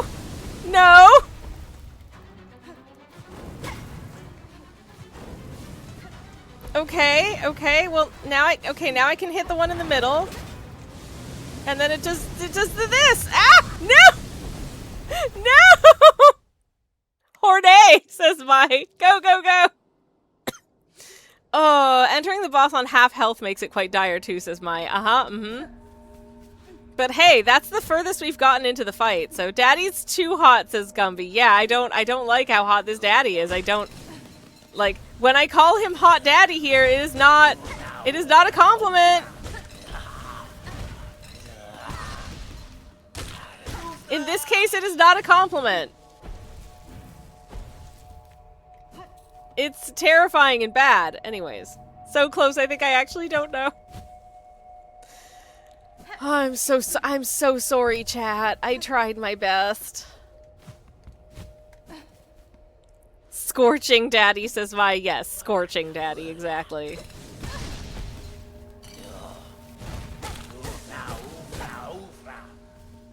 A traditional British house in a heat wave. Daddy. That's what that guy is. If you've never lived in a traditional British house during a heat wave, let me tell you, it sucks. It's really bad. And I don't enjoy it.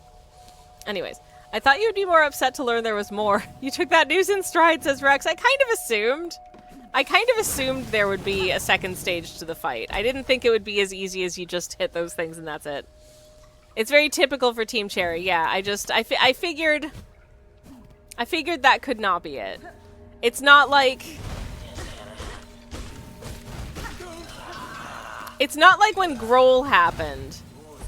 when I thought, and I think they kind of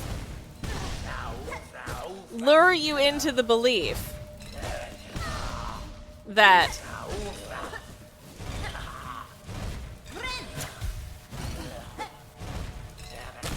come on, mate.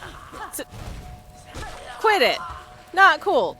I think they kind of, with the way that the Grohl fight is set up, I feel like they kind of lure you into feeling like, oh, this is just one of those small enemy gauntlets, and then I'll be able to pass through this area. And no! No, no, no, no, no! It is not that. It is you have to do a small enemy gauntlet, and then you have to do a super difficult boss.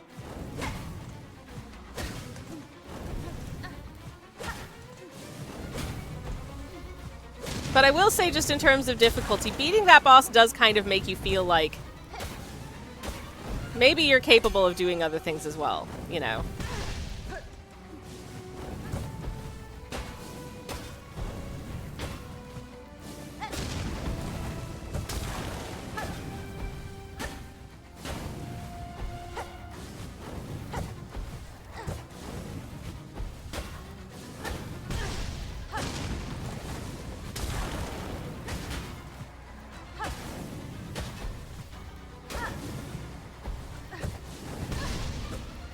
Okay, alright, okay.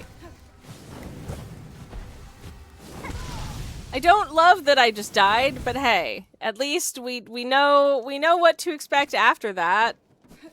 So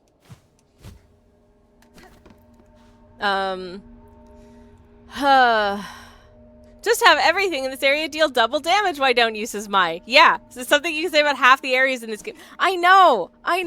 Too much double damages. I think we could definitely dial back on the double damage. If I had one piece of feedback, maybe we could dial back on the double damage. We don't need as many double damages as we get. It's a lot. It's a lot. It's at least as much as the ones that do single damage, it feels like. And it definitely makes you feel like you're in an area that's dangerous, but also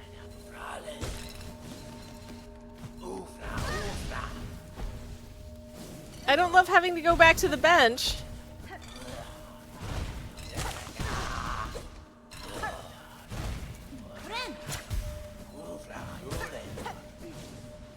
Nope.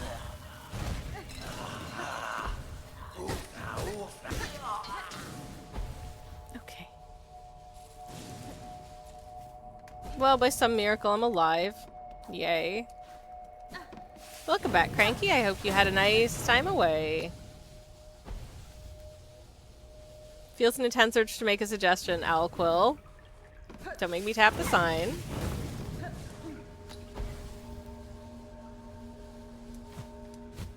Anyways. It's fine, we'll get there.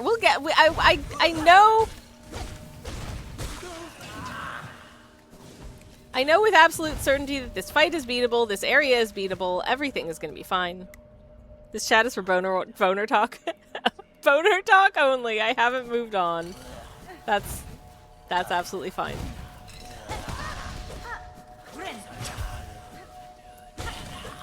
Yeah.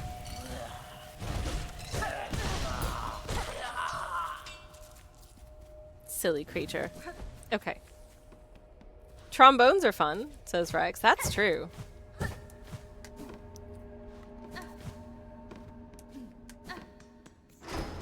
I can't. Oh man, I'm so Star Trek brained at the moment. When I think trombones, I just think about the most famous tromboner I know, who is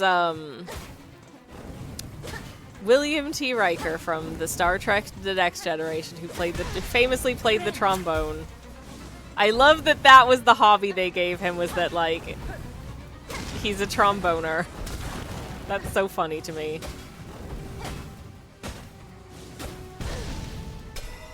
Shoot.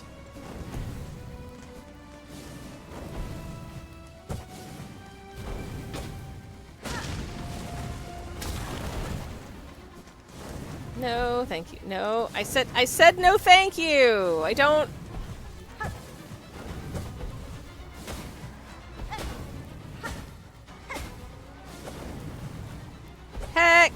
Beans. The builders outside are shouting. That's fun.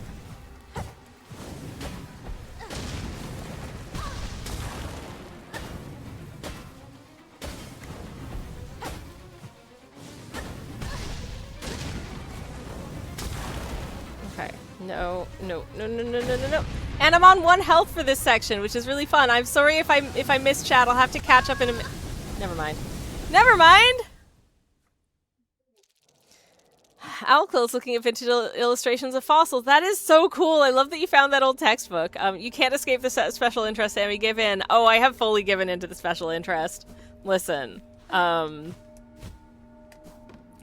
will be working on Star Trek fan art this weekend. In fairness, one of the said Star Trek fan arts is a commission, but still.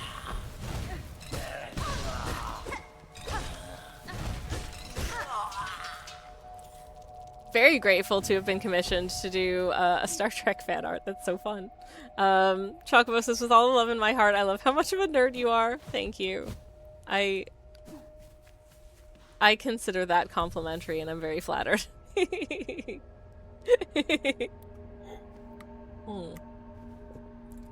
Appreciate it. Anyways.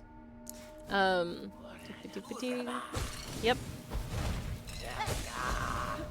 Okay. Where did you...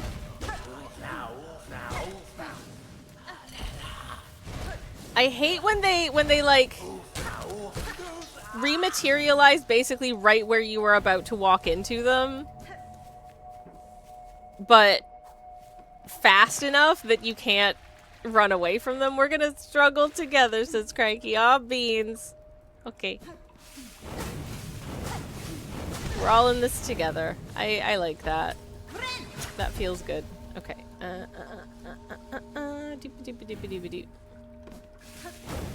Do I need to get rid of that little lantern? No, but I feel safer having it not be there. In case I need to go stand on that platform to evade these jerks. I would rather there isn't like a fireball producing lantern right there, you know what I mean?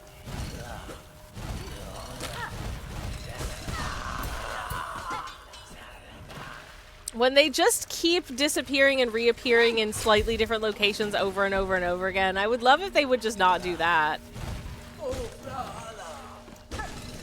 That is frankly rude and uncool. When they get hit and die, I like that. I do. Ooh, Cranky says, I've been playing Mina the Hollower for the first time and it's giving me so much guff. Ooh, I want to try that game. It looks like a fun time.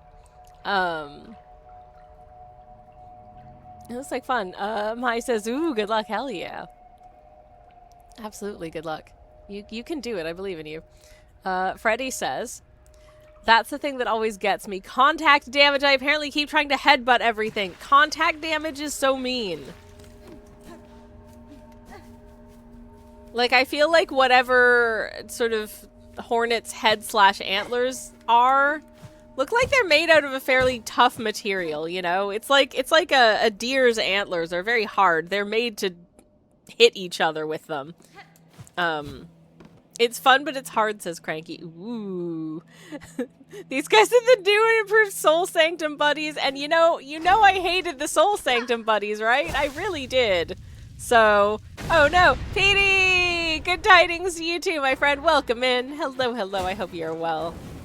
Thank you for stopping in. Much appreciated.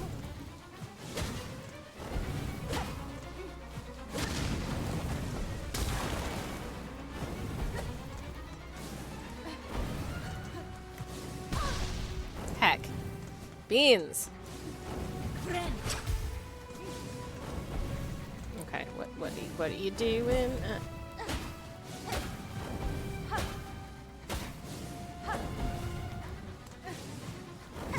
Okay, alright.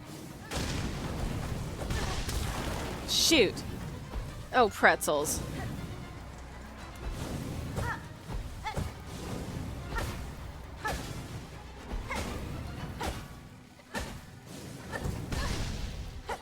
Honestly, I consider it a triumph at this point that we've actually reached the second stage of the fight. Not once, but twice. That feels pretty good. Am I about to die? Probably. Yep. Okay, that's fine. We're coming up to an ad break anyways, but here we are. Freddy says, in Hollow Knight, you get contact damage from Hornet. Why not in Silksong? Totally uncool. Oh my god, you're so right. You're so right. Keratin, says Mai. Ah. The Hornet's antler's also made of keratin, then. Interesting. Yeah, that makes sense. Cranky says, her face is hard until she takes a warm shower, then her points are soft and she wears them down while drying. Oh no, that sounds really cute. The 90s prepubescent boy hair gel. 90s prepubescent boy hair gel is how she gets those points like that after they're done drying. Oh my god. It's like... It's like the punk rockers of old who would just legit use glue to get their spikes to stay up.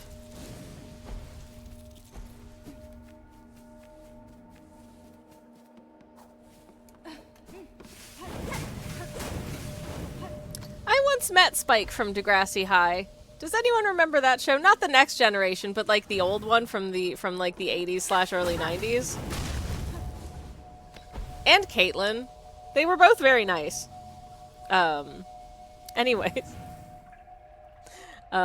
Grease Boys says my Tank Girl Hornet. Yes, oh my god, that's rad. I miss Degrassi, says Cranky. I watched so much of that show. Of course, it was set in like an hour and a half from where I lived. Anyways, ads are about to run, so I gotta go. Keep chatting. Enjoy the BRB screen in the meantime. I'm sorry if you have to see ads. I'll be right back. Hey friends, I'm back. Shouty builders outside. Yay, such fun. I don't like this. I don't like this. But whatever. Okay.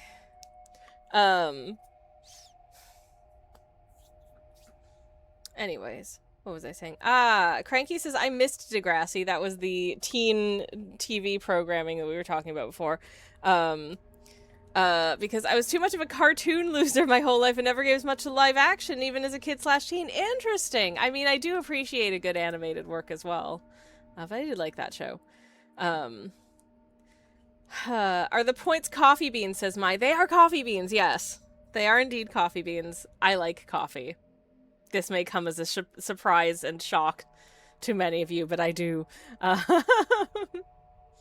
Anyways, Freddy says, blasphemy, there's no such thing as cartoon losers. I agree. Just cartoon cool people who like cool things.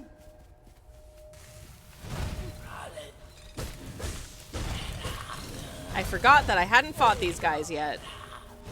Heck. Nope.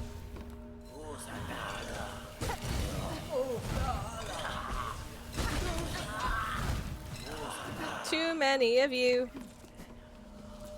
Very not cool. Okay. Like, really? Materializing directly on the end of the pier? Very not cool. Oh no, oh no! We have a tell me more about tea from Rex and a tell me more about coffee from Petey. Okay, who wants to... Do you have any specific questions? Tell us everything, says Rex. Does anyone have any specific questions, or do you just want me to ramble, as it were? Cranky says, the exact time I should have been watching older shows, The Misadventures of Flapjack aired, and then Adventure Time sealed the deal and I never moved on. I mean, Adventure Time is just a good show. The number of times, anytime I see someone whose name is similar to James Baxter, my brain goes, James Baxter! Good old James Baxter. Anyways, Owlcool says, I started watching Hilda once a week with my date friend, speaking of cartoons. Oh, Hilda's lovely. I did see, I think, the first season of it on Netflix, and I really enjoyed it. Are you drinking any right now? Tell us about that. Ooh, I shall. I'm drinking a fruit tea, currently. I iced it. Now, cold brewing is a thing that's quite popular these days. as a cold beverage making method, which is you put the tea leaves into cold fluid, usually water, but you can use other things. And then you just like leave it in the fridge for several hours and you get a tea. I prefer to hot brew and then ice it personally, in part because I'm a cheapskate and you need more coffee or tea in order to get the same extraction amounts when you cold brew, because the heat helps it extract more. So if you brew cold, you need to use more. So like the manufacturers of tea and coffee really want you to cold brew because you end up having to buy more of their product. But it does cost you more money to do it. And personally, I think a hot brew put on ice is just as delicious and doesn't take as long either. But yes. So that's what I'm drinking right now. I do not cold brew my tea or my coffee. I brew it hot and then I just put it over ice. So for tea, that's just I make a hot tea that is, I use slightly less water than I normally would, and I let it infuse for a nice long amount of time, especially if it is a fruit tea, and usually it's going to be like a fruit tea or something non-caffeinated if I'm making an iced tea out of it, because I tend to prefer that for homemade stuff. I can let it infuse for a long time, so it's a nice, very well extracted infusion, and then I dilute it with some ice, and it's nice. Anyways, so that's that. As for coffee, PT wants to know what's my favorite brand of coffee. That is a great question. I'm not sure I super have an answer. I would say the coffee that I buy most often is New Ground. They are local to Oxford, which is the city that I live in, and I think that their coffee is fabulous. Do you say something, babe? Oh god. My husband said that the best coffee in the world is Trader Joe's instant coffee, because famously one time we were visiting LA and we wanted to have some coffee for the hotel room, and so we picked up a thing of just like instant coffee from Trader Joe's, and it was the worst coffee we'd ever tasted. Yeah, I've like, if I had to pick one, but I've had so many amazing coffees from so many amazing different roasters that I have really, really, really liked. I finished one recently from Lycka. That's Lycka coffee in Toronto. That was really, really good. I always try and pick up a bag of coffee wherever like I travel to. I just got a bag. I haven't tried it yet from Scenery Coffee that I hear is that I hear does really interesting things. And I also drink a lot of Ozone Coffee, who are originally based in New Zealand, but they do roast in London now, I believe. Anyways, hey Silver, how's it going? It's lovely to see you. Welcome, welcome. We're just talking about coffee. Favorite country your coffee comes from, says Cranky. Excellent question. And I don't know if I have an answer, honestly, because like a lot of them, I like a lot of different coffees. I like all of the coffees that I've had from Brazil. I like all of the coffees that I've had from Honduras. Colombia does a really nice, sort of a nice sprightly morning coffee. Kenya, I've had some really gorgeous coffees from out of Kenya, and Peru, and Ethiopia, of course. East Timor makes some really nice coffees. I had one very excellent coffee from Vietnam. I'm absolutely missing some countries. Mexico! I've had some beautiful coffees from Mexico as well. I really want to try Yemeni coffee at some point, but it's always really expensive, so I have not yet. Yeah. I don't think I could pick just one country. I would struggle hard. Yeah, a lot of Guatemala makes beautiful coffee. There's a lot. There's a Costa Rica makes beautiful coffee. Uganda, beautiful coffee. Anyways, so yeah, there are lots of really nice places to get coffee beans from. Is my point. Cranky says, I'm a big fan of Ethiopian and Hawaiian. Yes, definitely. Definitely. You don't see a lot of Hawaiian coffees here in the UK. And when you do, they tend to be very expensive, so I tend not to buy them, but I bet they're lovely. Speaking of coffee, Mai wants to know, do you think flea brew is more like coffee or like beer?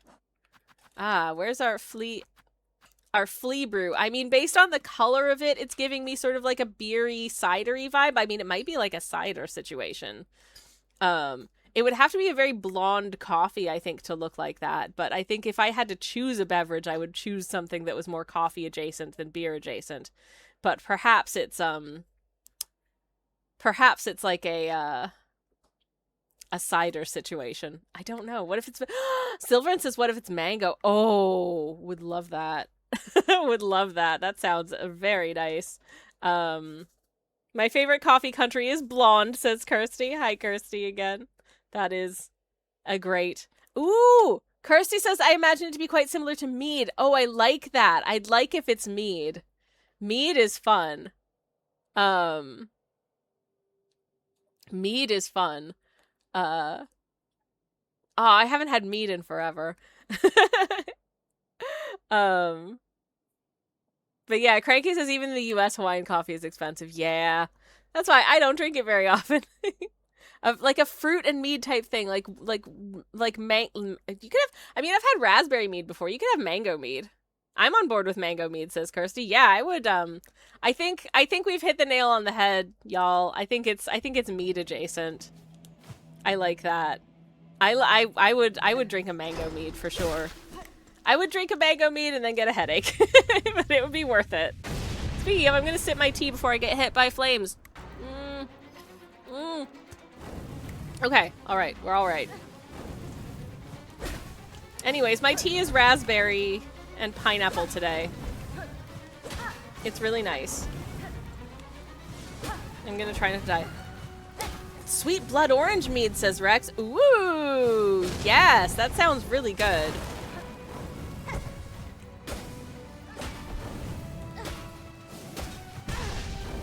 Damn it. I was trying to jump out of the way and I got stuck. Okay.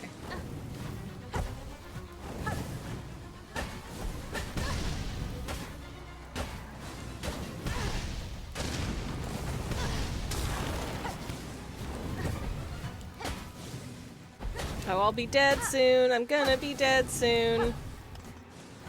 I'm not looking forward to that. No, I literally was saying I'm not looking forward to dying as I died. Not cool. Mai says, I did try mead once when I visited Stonehenge. It was a long time ago, but I do remember liking it a lot. Yeah, it's a delightful beverage. It's not, you don't see it often enough. Or maybe that, for me, maybe that's for the best.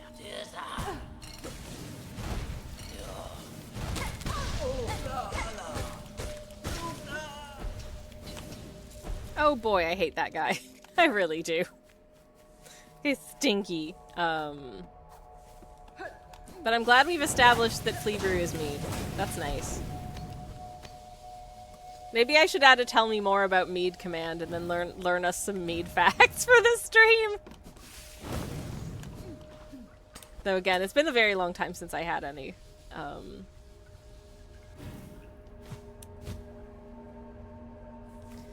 Ugh, Silverin says stinky, smells like burning flesh and hair. This area probably smells like burnt hair.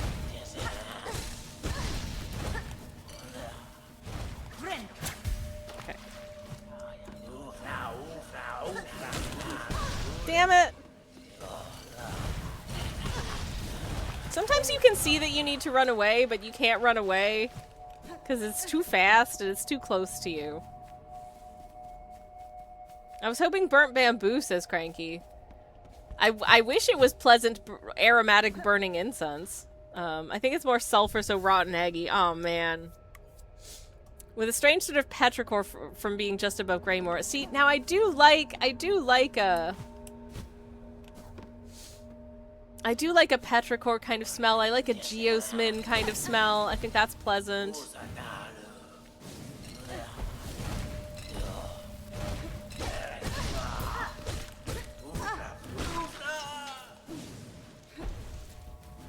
Anyways.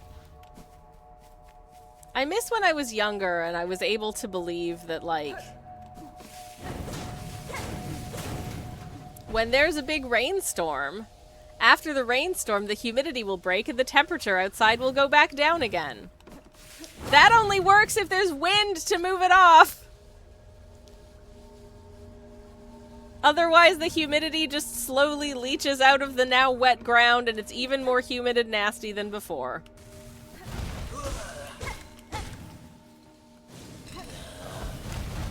I love this country. I do, I do. Anyways.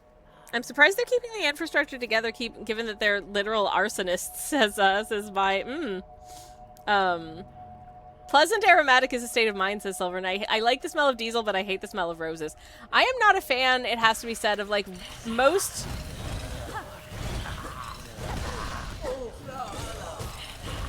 If like, a perfume alleges that it's a rose perfume, I will probably not like it. But I have rose-scented shampoo that I love.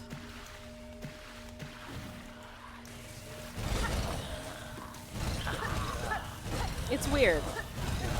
And just, like garden, like roses growing in a garden. I'm like, yeah, it's pleasant. No, no, no, no, no, no, no, no! Run away, run away, run away! Maybe they made booze damp so it doesn't catch fire. That makes sense. There is also dampness here, so perhaps the two things can coexist. Or maybe it's been treated with some sort of like flame-resistant,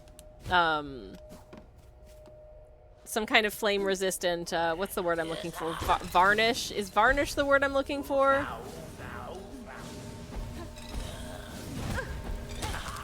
I don't know, whatever my parents have to, like, paint their deck with.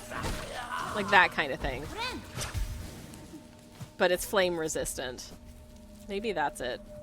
Flame-resistant artificial breeding would make more sense. I know not.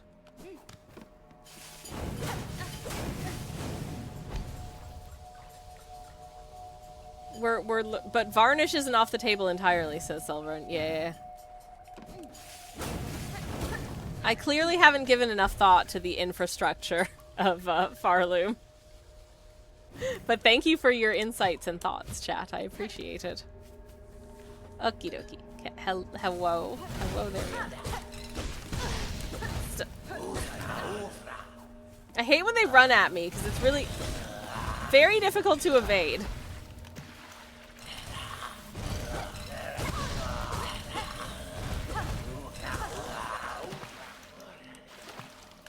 Okay, can I just heal?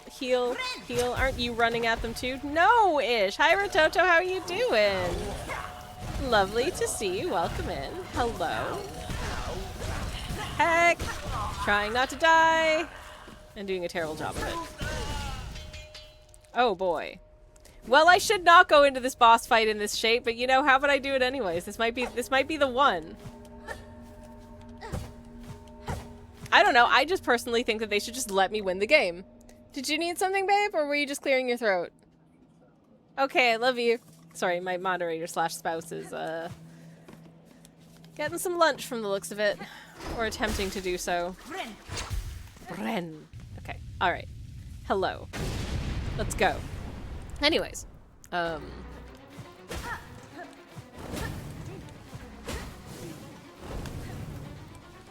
hope everyone is having a lovely day. Hope everyone's got an amazing weekend lined up of pleasantries and good stuff. I hope if you're going to some kind of event that's outdoors this weekend, I hope that the weather is balmy and pleasant and that the doesn't rain too hard on you. Unless you like being out in the rain, in which case I hope it does rain too hard on you.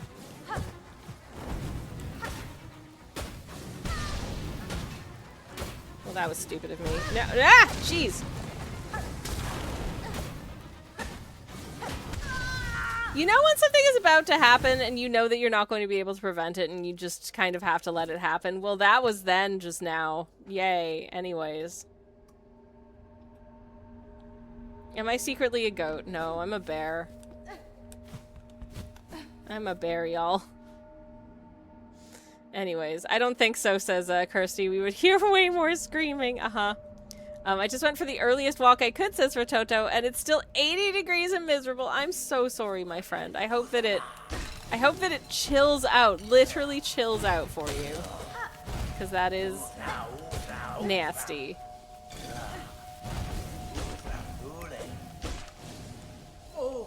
If my memory of American temperature numbers is anything to go by, that's warm enough. That's warm enough. I remember once, I believe it was about that temperature one time when I was in Georgia and my friend was getting an eyebrow piercing, and I'm not normally squeamish at the sight of blood, but friends, I fainted. The only time I've ever fainted in my life. It was very embarrassing.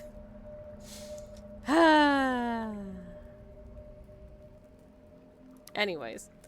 Silver says that was me when I lost my steel soul to one of Widow's bells. Stupid fucking Chud fell. I'm so sorry. I'm so sorry. Also, the Widow fight is hard. It's hard. It's fun, but it's hard. Oh, Rex says it was 89. It's 85, aka 29.5C heat index by me before the sun came up. Rude. Rude. That should be the last. Today should be the last hot day. I hope so. Maybe ever. 'Cause yeah, oof boof. Too much. Not cool. Hey, guys, quit it. Just, y'all. Let me just bren over here for a second, okay? Just let me bren. When they really what bothers me the most is when they do that thing where they're like, I'm going to materialize now. Haha, just kidding, and then they don't. Well, the good news is they did just then. Yay. Anyways. Silverman says, I basically got hit twice and I needed to bind, so I went on the wall, but Hornet in fact jumped slightly off the wall to bind, and the bell came down right from right there. I could have paused reset, but my brain just didn't. Sometimes it be like that. Sometimes it very be like that, and it's rude AF. Speaking of rude, just pick a spot. Just pick a spot and materialize there and stop Okay, I mean, don't hit me with that. Don't hit me with that, but also just like pick a spot. Dude. Oofda indeed. Okie dokie. And away we go, in reasonably good stead, into the terrible bad fight, which, you know, we've reached the second stage of it. So, that's encouraging, right? I think we can do this. I think we can do this. Will we do this by the end of today's stream? I don't know, but I think we can.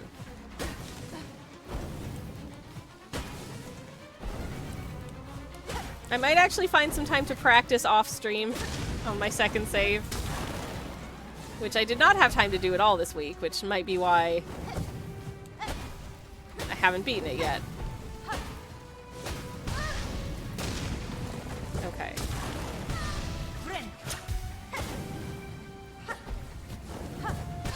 Oh, jeez! No! This fight is super not cool.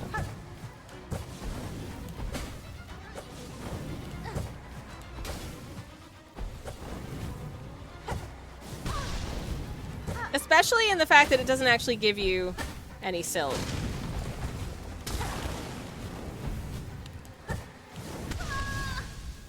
That was what I, like,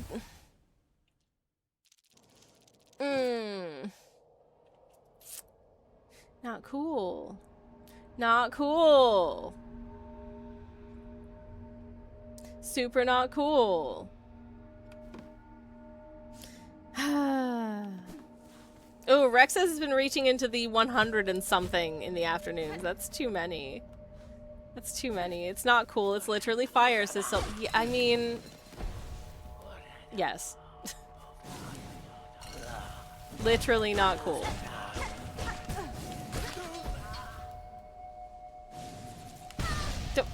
Hello? Okay, well, swear words to you then. That was so mean. Anyways, I'm gonna sip my tea real quick. Okay, I'm gonna sip my water real quick because I can actually see the line where, like, the ice has melted on top of my tea, and it's literally just water for, like, the first centimeter or two of the drink, and then it becomes tea. That's so funny. Like, the ice did not integrate at all. It just floated to the top and melted above the tea. That's wild. Kind of want iced tea. How much ice you got? Damn, 1 whole centimeter. It was like 5 cubes. It was like 5 cubes of ice. It wasn't even that much ice. It was just like 5 cubes.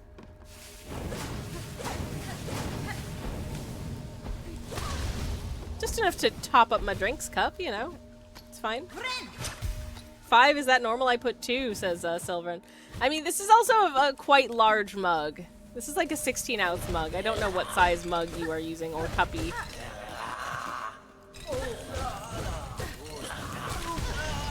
Okay. This is fine. This is fine. We got one of them, so that's fun. Okay, where's the other one?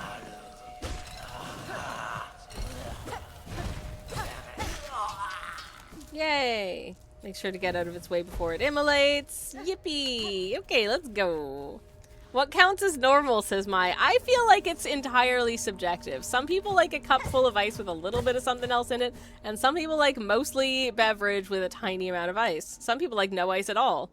I have stone ice cubes because I'm a purist, says Freddy. Ooh, fancy. I like that. Also, yeah, ice cubes come in different sizes. To be honest, everything is normal except for me, according to my brain, says Silver. Aw, beans.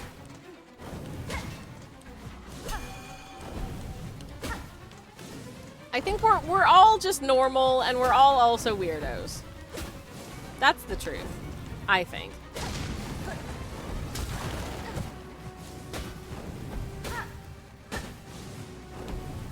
The truth according to me, who is smart and knows stuff. I'm not, I'm an idiot, I don't know anything.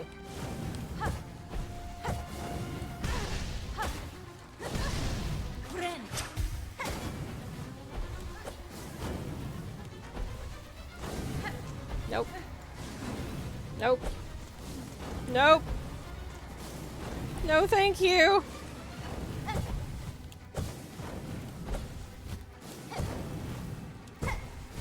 Beans. No. No. That's quite enough out of y'all. Can I just please? Thank you.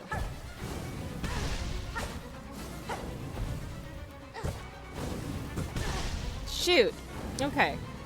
Well, this is going super bad. I'm being quiet because I'm trying to concentrate on not dying, and I really don't think it's making that much of a difference because that is still happening. Ah, shoot. Mai says this person is a bartender, but Freddy says, no, but I do have a gin collection of over 20 different types spanning the world. This is a special interest. That is a super cool special interest. I love that for you. Cranky says, I like ice, but not in my water. I don't want to water it down. Fair. Fair. Okay, let's try like a couple more times. Gin is one of the funnest alcohols, says Cranky. I am generally not an alcohol enjoyer at all.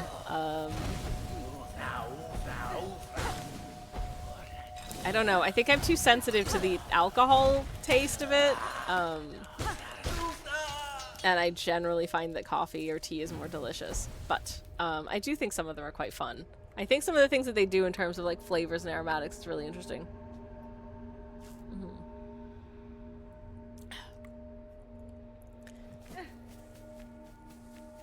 When I was like 19, I had a friend decide to make her own absinthe from scratch.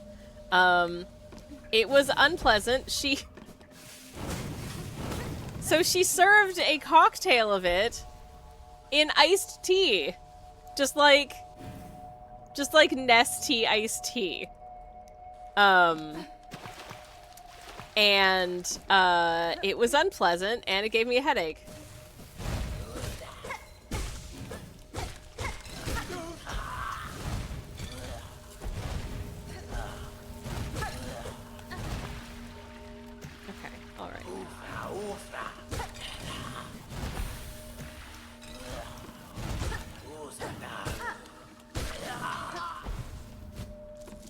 Okie dokie. Alright, let's go. Hey. Here, try this paint thinner I concocted, says Rototo. Honestly, that's basically what it was. Oh no, says Cranky. Yeah, it's a drink alone with water. I wouldn't with this one. It was... How shall I say? It was strangely brown. She was a strange young lady. And grew up to be, as far as I can tell, a strange adult. So...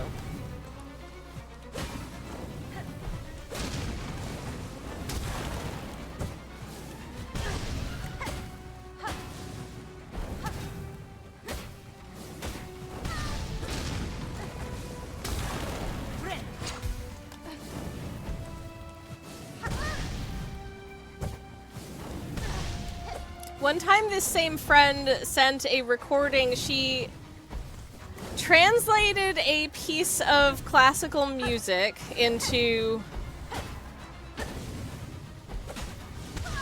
Damn it. Into Morse code. And then played it on the piano.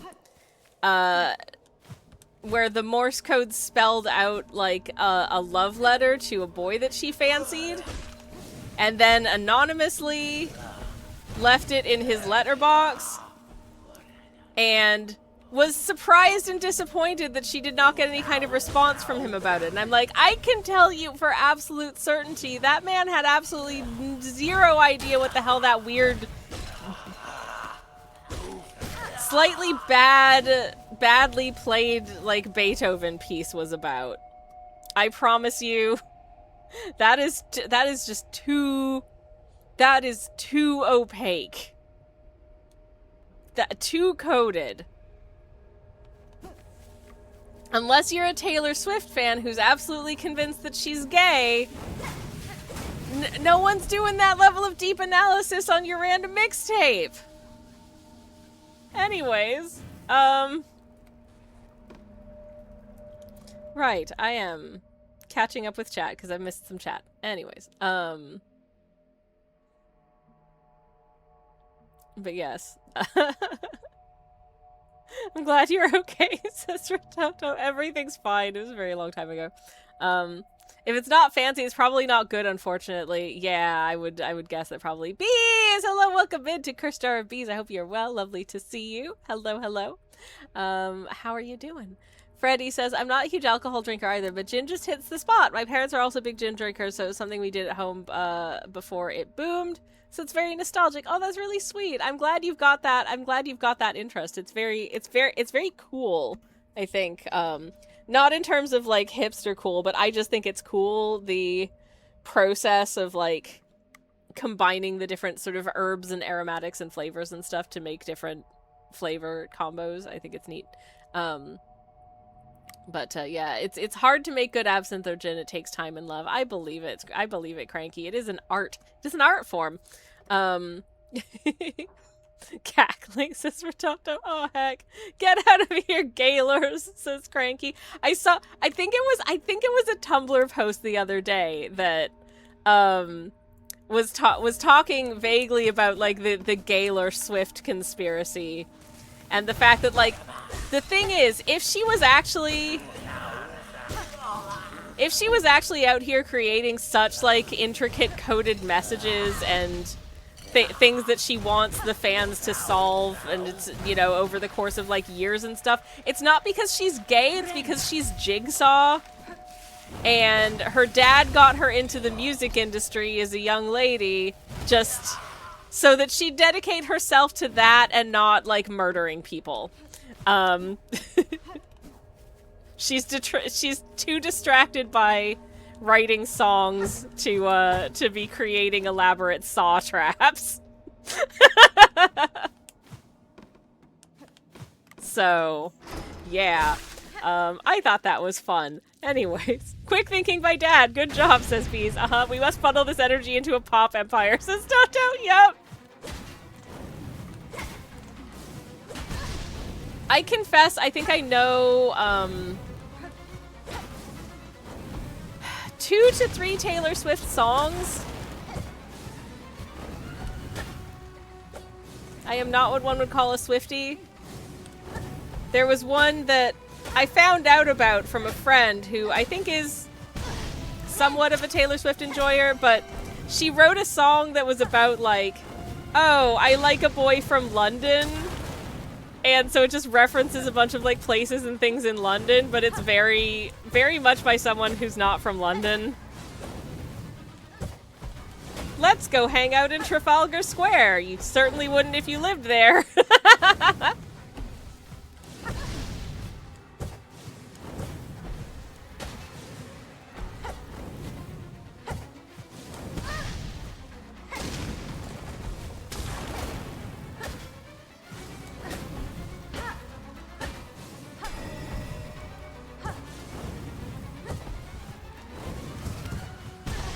Shoot. No. That was too... No, that was too soon after the last one. That was way too fast after each other. Not cool. Cranky says, I might be overly sussy to the saying people are secretly gay reads too close to transvestigators and reactionaries, so I steer clear. I just think that, like... I just think it's creepy and invasive and not cool to, like, speculate that kind of thing about the personal lives of people. Like, it's none of your beeswax. Celebrities don't owe you their personal lives, you know what I mean? No one owes you knowledge of their personal life. I don't mega empathize with Taylor Swift more than anyone else. She has a ton of money and I'm sure is fine and can just not be on the internet and not be aware of any of this stuff, and it's fine.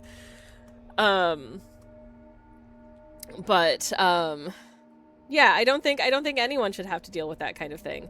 It's like I saw recently, I haven't seen the hockey show, but you know the hockey show that was very, very, I think a surprise hit.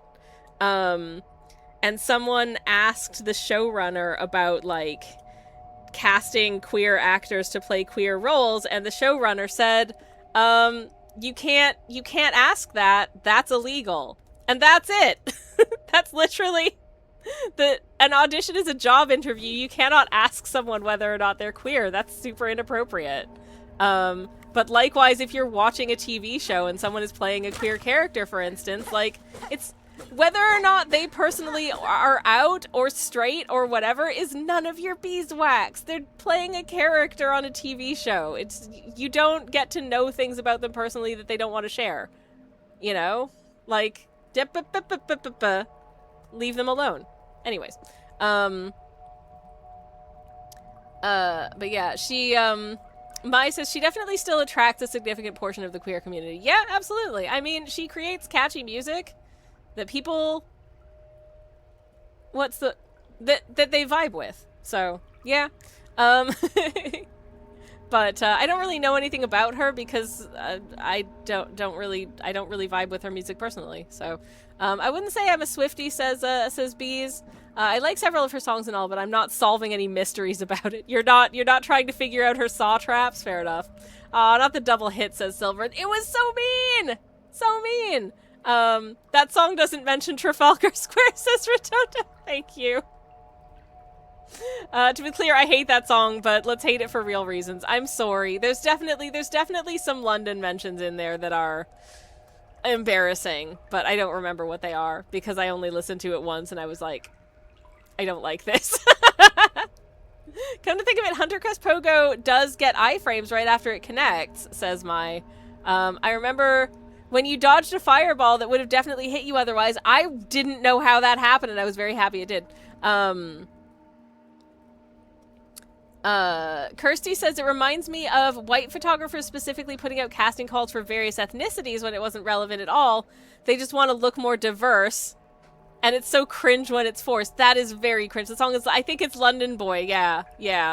If you want good music about weirdly specific places the artist has definitely been to, listen to the Mountain Goats. Ooh, yes.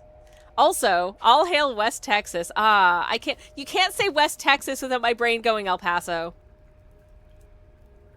I can't do it. You say West Texas, my brain goes, town of El Paso. I fell in love with a Mexican girl.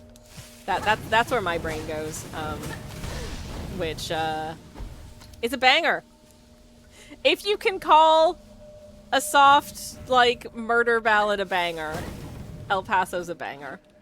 I saw it performed live by a fellow named Petunia, and it was transcendent. Anyways. I also recommend, to varying levels of quality, genre, style, etc., the Our 50 States project. Basically, you know, I think it's Sufjan Stevens, I think, who did that thing where he was like, I'm gonna make an album based on every state in the States, and then made like 2 and then stopped. And some guy was like, we're gonna finish what you started then, dude. Because that's really not cool. And so they made albums for all of the other states. But they're just submitted by people, like songs submitted by people who live in those states. And some of them are really catchy. But yeah, and then only made Illinois. Exactly, Cranky, exactly. And listen, like, you know, I do enjoy the Come On Feel the Illinois. I do. But still, buddy. Where's the rest of them? Anyways, maybe it was just too much pressure. I'm pretty sure they also made an album for, like, the moon. I'm not sure how that works, because I'm pretty sure nobody lives on the moon. But, never mind. But yeah.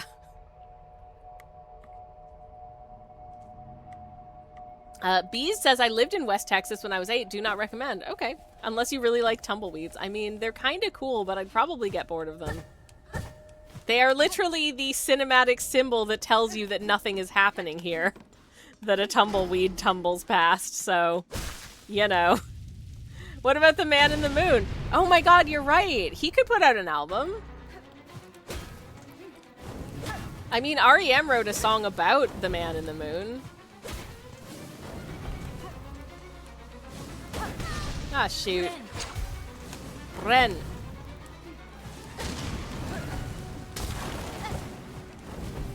Ah, good old Rem. I saw Rem live once. It was,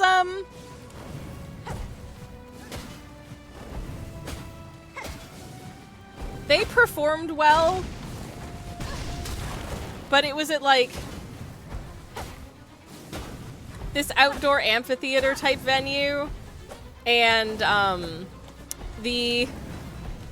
all of the people sitting near where I was sat in the venue were like yuppies who only knew like the big hits from the early 90s.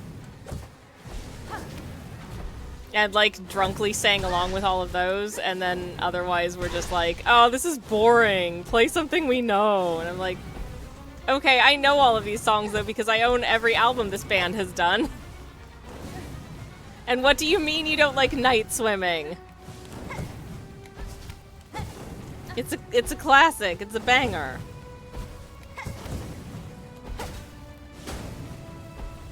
Oh, I'll be dead soon. I will be dead soon. Oh well.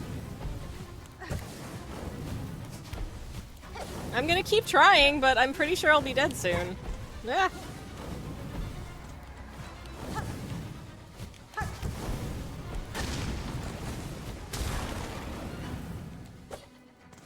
Okay, something is— No!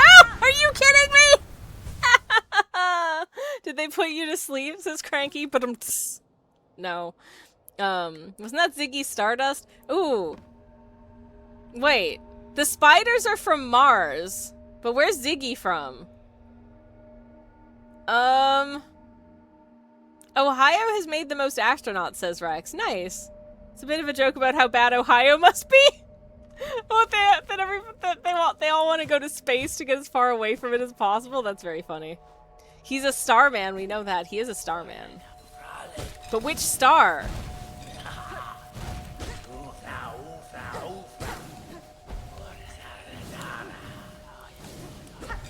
I don't know. I don't know enough about like stars and planets and stuff, I guess.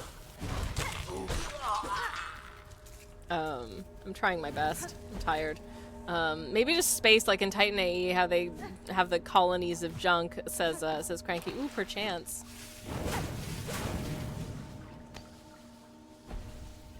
In the spacefaring futures, there will be some people who are just from space. What planet are you from when you're born on a ship? That's a great question. Ohio also invented planes. Wow, good job, Ohio. I didn't know the youth settled on Ohio being the fake place. It's obviously Delaware, says Bees. Delaware is the state that I always forget exists. I mean, honestly, I don't give a ton of thought to states because I'm not from there and I don't live there, but,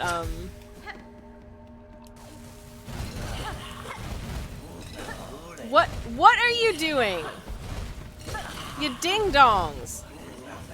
Stop it, just pick a spot and then stand there.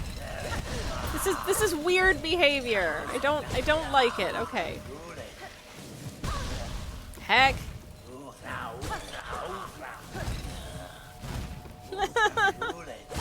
This is so scary. I hate it. Okay. Well, that'll do. That'll do. That'll do. Don't worry, we forget too. Scissors. I feel kind of bad for anyone who lives there. But maybe there's just sort of an acceptance about that, I suppose. If you come to accept it, to expect it rather, then you accept it, you know. Bees says I was born in Ohio, so I have to represent in some small way. Fair enough. I've known a surprising number of Ohioans. I don't think it's the biggest state, but it seems to have a high proportion of people I've known in my life. Especially since I myself am from nowhere near Ohio. I come from southern Ontario originally, and I live in supposedly the southeast of England, but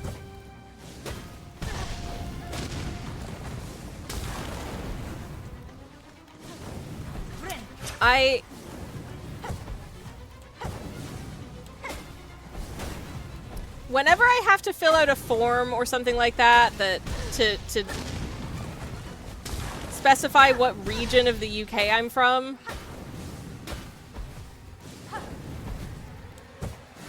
it'll be like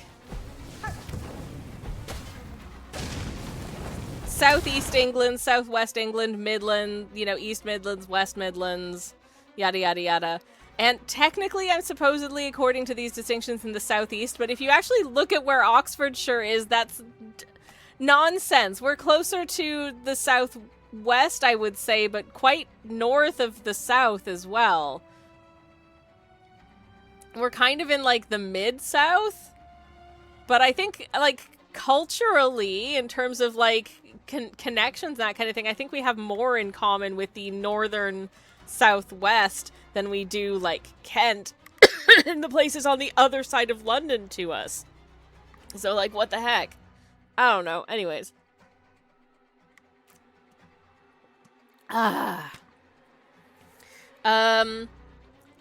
The only truly bad state is Indiana, says Cranky. I've never thought, man, you know where I really want to visit? Indiana. That is fair. Have I ever passed through Indiana? I don't remember. It was clearly not particularly memorable if I did. Ohio is fake because the stories that come out of Ohio simply cannot be real.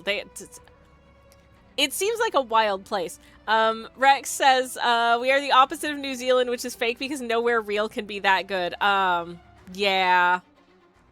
Yeah, it's so pretty, and it has so many amazing birds, and it might have invented the flat white. So, like, Ritoto says, you've heard of Florida Man, but have you heard of Ohio Man?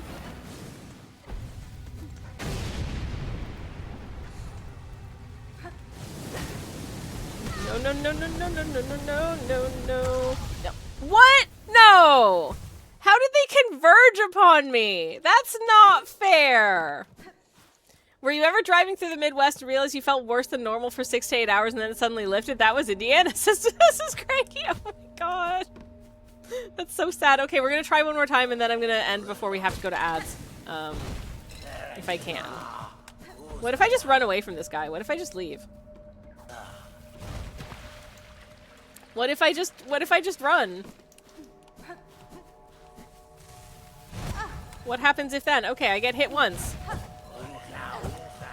But what if I just run? Why haven't I just been running? I could just have run this entire time.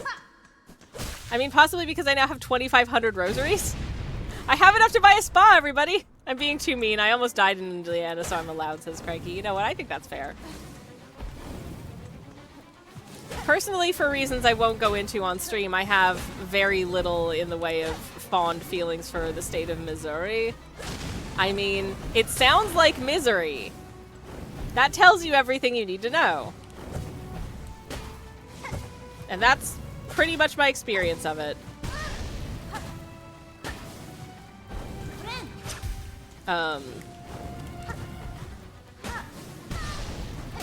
Dash it all. Okay, try not to get hit. I said try not to get hit! That's better. No, that's worse! No, that's worse!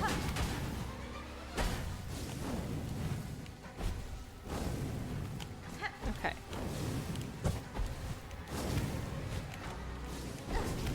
Dash it all. Okay, okay. No! So mean. Okay, I have to end because we're gonna run into ads shortly if I don't, so I'm gonna call it here for today. I'm sorry we died, but I feel like we are getting better at it. I feel like we'll definitely beat it next time, so that's something. Let me just catch up with chat before we run out, because I do have a moment to do so. Does this mean Indiana is deadly, says Mai? I think it might be. I was just driving to the East Coast like a normal person, says Cranky, then a near miss with a high-speed car chase going the wrong way down the highway. What the hell? Jesus, Murphy! It's not fun having a car going over 100 the wrong way past you in the lane next to you. What the flip? Oh my god, I'm so glad you're okay. Had to pull over and get a few panic attacks out after that. Oh, you poor thing. You poor thing. Jesus, Murphy. What the heck? I'm so sorry. I'm glad you're okay.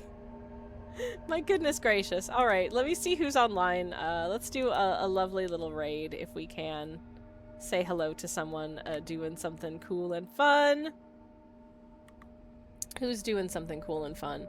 I have not raided Jam in a while. Let's see what Jam's up to. I'm gonna put on the thanks for watching screen so no one attempts to raid us. Because I'm about to leave. And then I will set up the raid. Anyways, I would like to thank you very much for hanging out with me today. I've had a really nice time. Oh, Jam's doing some lovely art. That'll be nice. If you are not familiar with Jam, he's fun. Go have a nice time with him. I'm going to go on a date with my moderator / spouse now, so thank you so much for hanging out with me today. I've had a really fun time being terrible at the game and chatting with y'all. It's been really nice, as always. I'll be back on Monday. I have it's a normal week next week. Hooray! I'll be back on Monday working on our little sapphic hamsters. And in the meantime, I hope you have a wonderful rest of your Friday. I hope you have a wonderful weekend. Take care of yourselves. Best wishes. Whatever else I say at the end of stream, I forget. But thank you so much for watching. Goodbye and good Friday.